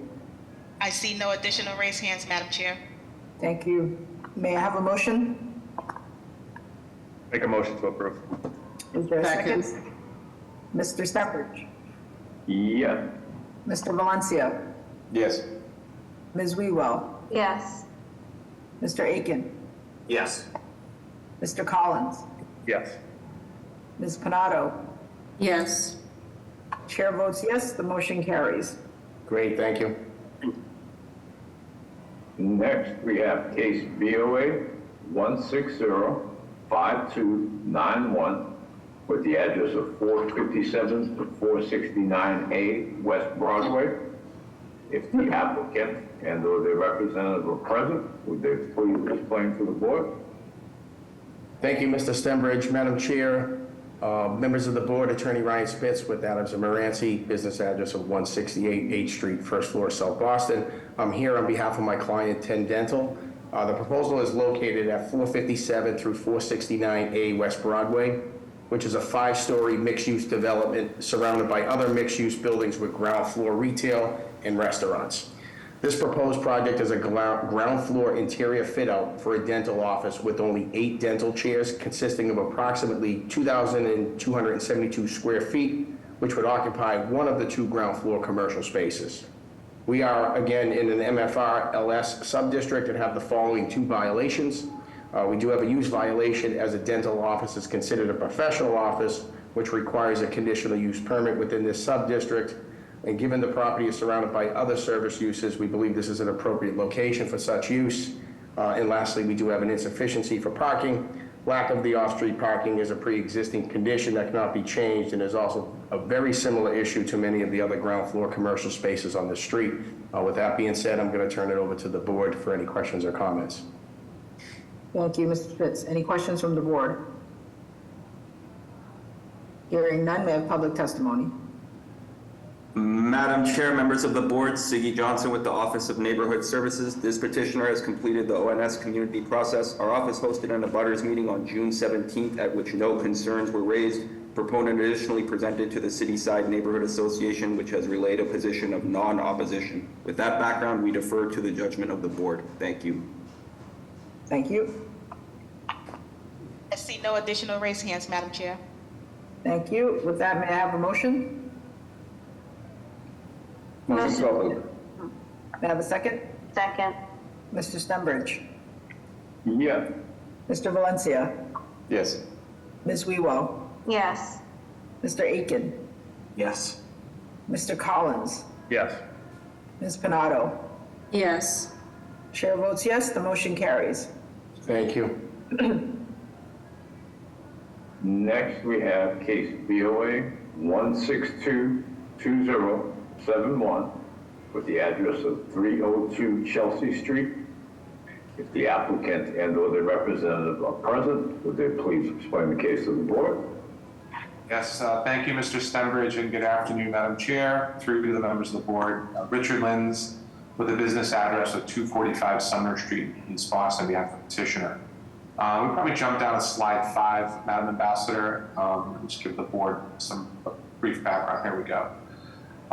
So just by way of very brief background, Madam Chair, this matter was before the board in 2023 with a similar proposal, with the only difference being that we were proposing a vertical addition of a 4th story. At that time, the board felt that the proposed 4th level was out of character with the predominant, height for this side of Chelsea Street, and voted to deny the project without prejudice, suggesting that we should consider other alternatives to the building for the expansion of any living space that we're looking at. We've gone back to the drawing board. We've eliminated the vertical addition and instead proposed a rear addition that we believe is much more in alignment with the amended zoning that has recently been adopted in East Boston. If we can jump down to slide 8, one of the things that I will point out is that this project, not unlike a number of projects that were recently filed for East Boston, was filed prior to the enactment of the amendments to Article 53, and therefore the violations that are cited in the public notice have either been eliminated based upon the amendment or somewhat modified based upon what the new zoning allows. I would point out that we do have a couple of violations, including insufficient lot area for additional dwelling unit, excessive floor area ratio, and minimal usable open space. All 3 of those regulations have been amended so that they are no longer applicable under Article 53, and therefore would not be violations currently if this matter was filed after the enactment of the amendments. With respect to the side yard, the new zoning district, EBR3, requires a 3-foot setback on the side yard. As you can see from our site plan, it'd be tough to see. We do maintain a 2-foot setback, which is the current setback on the left side of the building. The amendments to Article 53 also permit for non-conforming conditions. They allow both vertical and horizontal extensions, provided that we are within the rear yard setback and within the height limit. Both of those would be true for this addition. We have a just over 10-foot setback on the rear yard. Because this is a shallow lot, the shallow lot exceptions still exist under Article 53, provided that our rear setback is no less than 10 feet, which is the condition that we are proposing. In addition, we do have a parking violation. Because this is a pre-existing 3-unit dwelling, we are proposing to change the use to 4 units. We are cited for insufficient off-street parking, but as this board is well aware, the creation or the introduction of a curb cut to create only 1 parking space goes against city policy, as well as the Boston Transportation Department's recommendation when it comes to parking. Last but not least, we were also cited for use. The use that we are proposing is 4 units, which is considered a multi-family residential use. Interestingly, in the new EBR3 district, up to 6 units is permitted on 1 lot, provided it meets certain dimensional requirements. So although that would technically be cited, it is something that is actually permitted in the EBR3 district. So I do want to point that out. Last, I should say also, we're cited for GCOT. This is in the Groundwater Conservation Overlay District, and we do have both the no harm and the Boston Water and Sewer letter. If we could jump down to, I believe it's slide, maybe slide 9, 8 or 9. Just look at the floor plan. Next slide. Try the next slide. Perhaps one more slide. One more after that. Here we go. Perfect. So as you can see here, the proposed renovations actually result in an entire renovation of the building with upgrades to life safety. We do propose a roof deck. That roof deck is allowed and permitted under Article 53 and the amendments. Our proposal would take the lowest level and create the additional living space that we are proposing for the additional unit. It would be a 2-bedroom unit.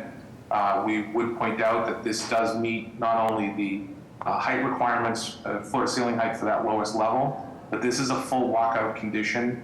So although this is in the lowest level, it does have full windows as well as full walkout in the back. So it does present itself as a good candidate for lower level expanded space. If we jump to the next slide, please, we can show the actual elevations.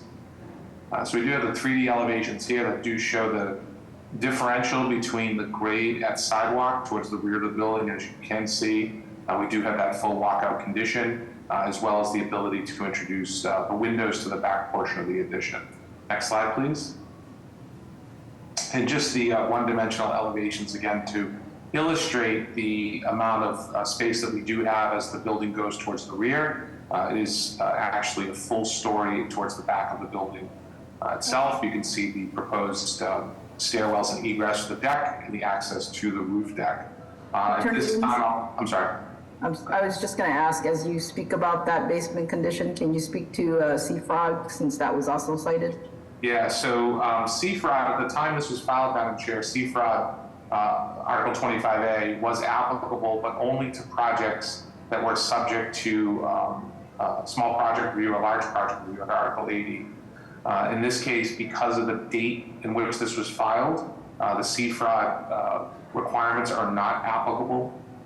They would not be applicable until after May 1st, I believe, when the new zoning went into effect to include all properties within the CFROD.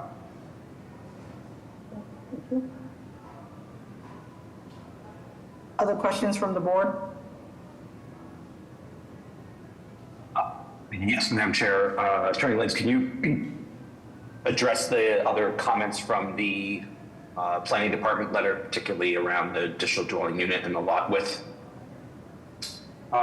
Yes, so with respect to the dwelling units being proposed, again, this being filed prior to the enactment of amendments to Article 53, the lot width requirement indicates that anytime you have a lot width that's greater than 55 feet, up to 6 units would be allowed on the parcel, but that is under the new amendment. But I would point out for the board that the intent of the code is to allow for multifamily in certain parts of the EBR3 district. This section of Chelsea Street does have a number of multifamily units already, both sides of this side of Chelsea Street actually. And this is located within close proximity to a good amount of open space in the Greenwood Street Park, as well as public transportation. Madam Chair, one more question. What's the particular driving or unique factor of this building or this location to have that requires, requesting the lower level unit here? Yeah, so the plan here, Mr. Aiken, has been for a complete renovation of this building, gut renovation, upgrade to life safety, including sprinklers. So part of that included a look at what the total cost would be and whether or not it would be a worthwhile investment to go ahead and make those renovations and proceed, and to add an additional unit would certainly offset those costs. Thank you. Any other questions from the board? Hearing none, may I have public testimony? Good afternoon, Madam Chair and members of the board. My name is Eva Jones, representing the Mayor's Office of Neighborhood Services. Regarding 302 Chelsea Street, our office will defer to the board's judgment on this matter. A community process was conducted, including an abutters meeting held on May 9th, 2024, which was lightly attended. The primary feedback from this meeting was overall parking concerns in the community and the add of the ADU. Additionally, the proposal was reviewed with Maverick Central Neighborhood Association, which has expressed support regarding the proposal. At this time, the Mayor's Office of Neighborhood Services defers to the board's judgment. Thank you, everyone, for your time and consideration. Thank you. Mr. Simonelli? Good afternoon, Madam Chair, members of the board. Christian Simonelli, Boston Groundwater Trust, and we have both G-card letters from the applicant. Thank you. I see no additional raised hands, Madam Chair. Any other questions from the board? May I have a motion?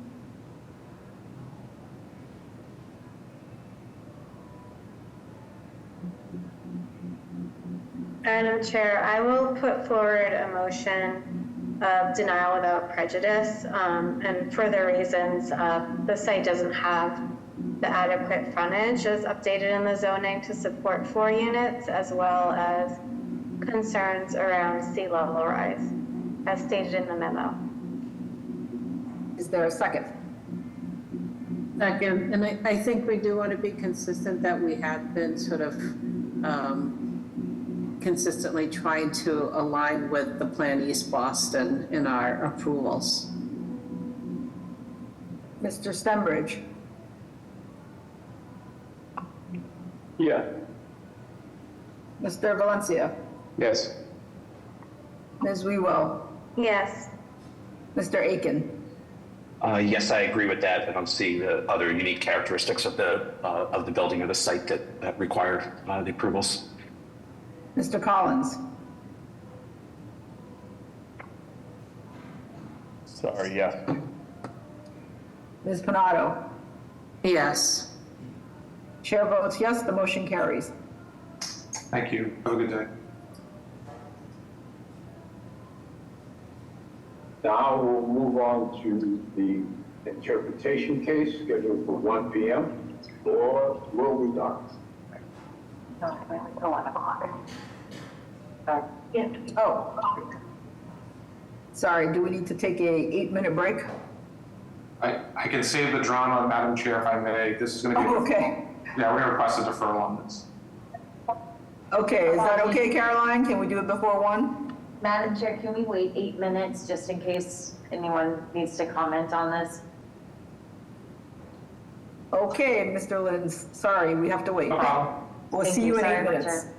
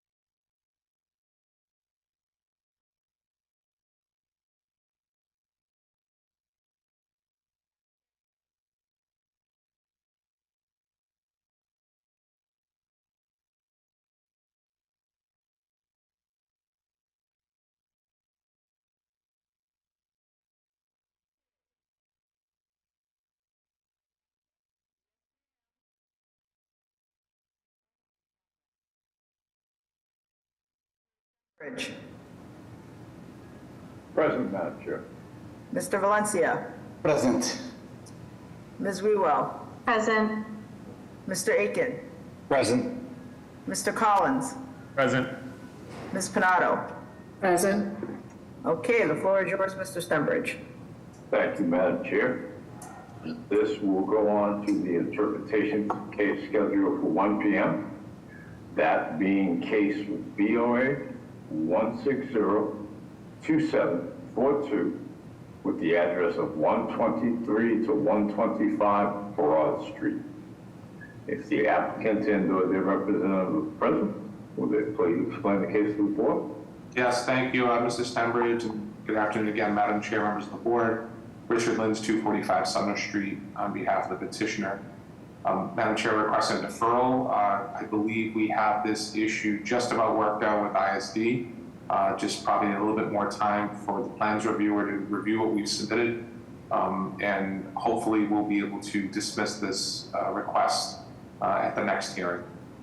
Okay, thank you. Caroline, are we in December? Yeah, we could do December 3rd or December 10th.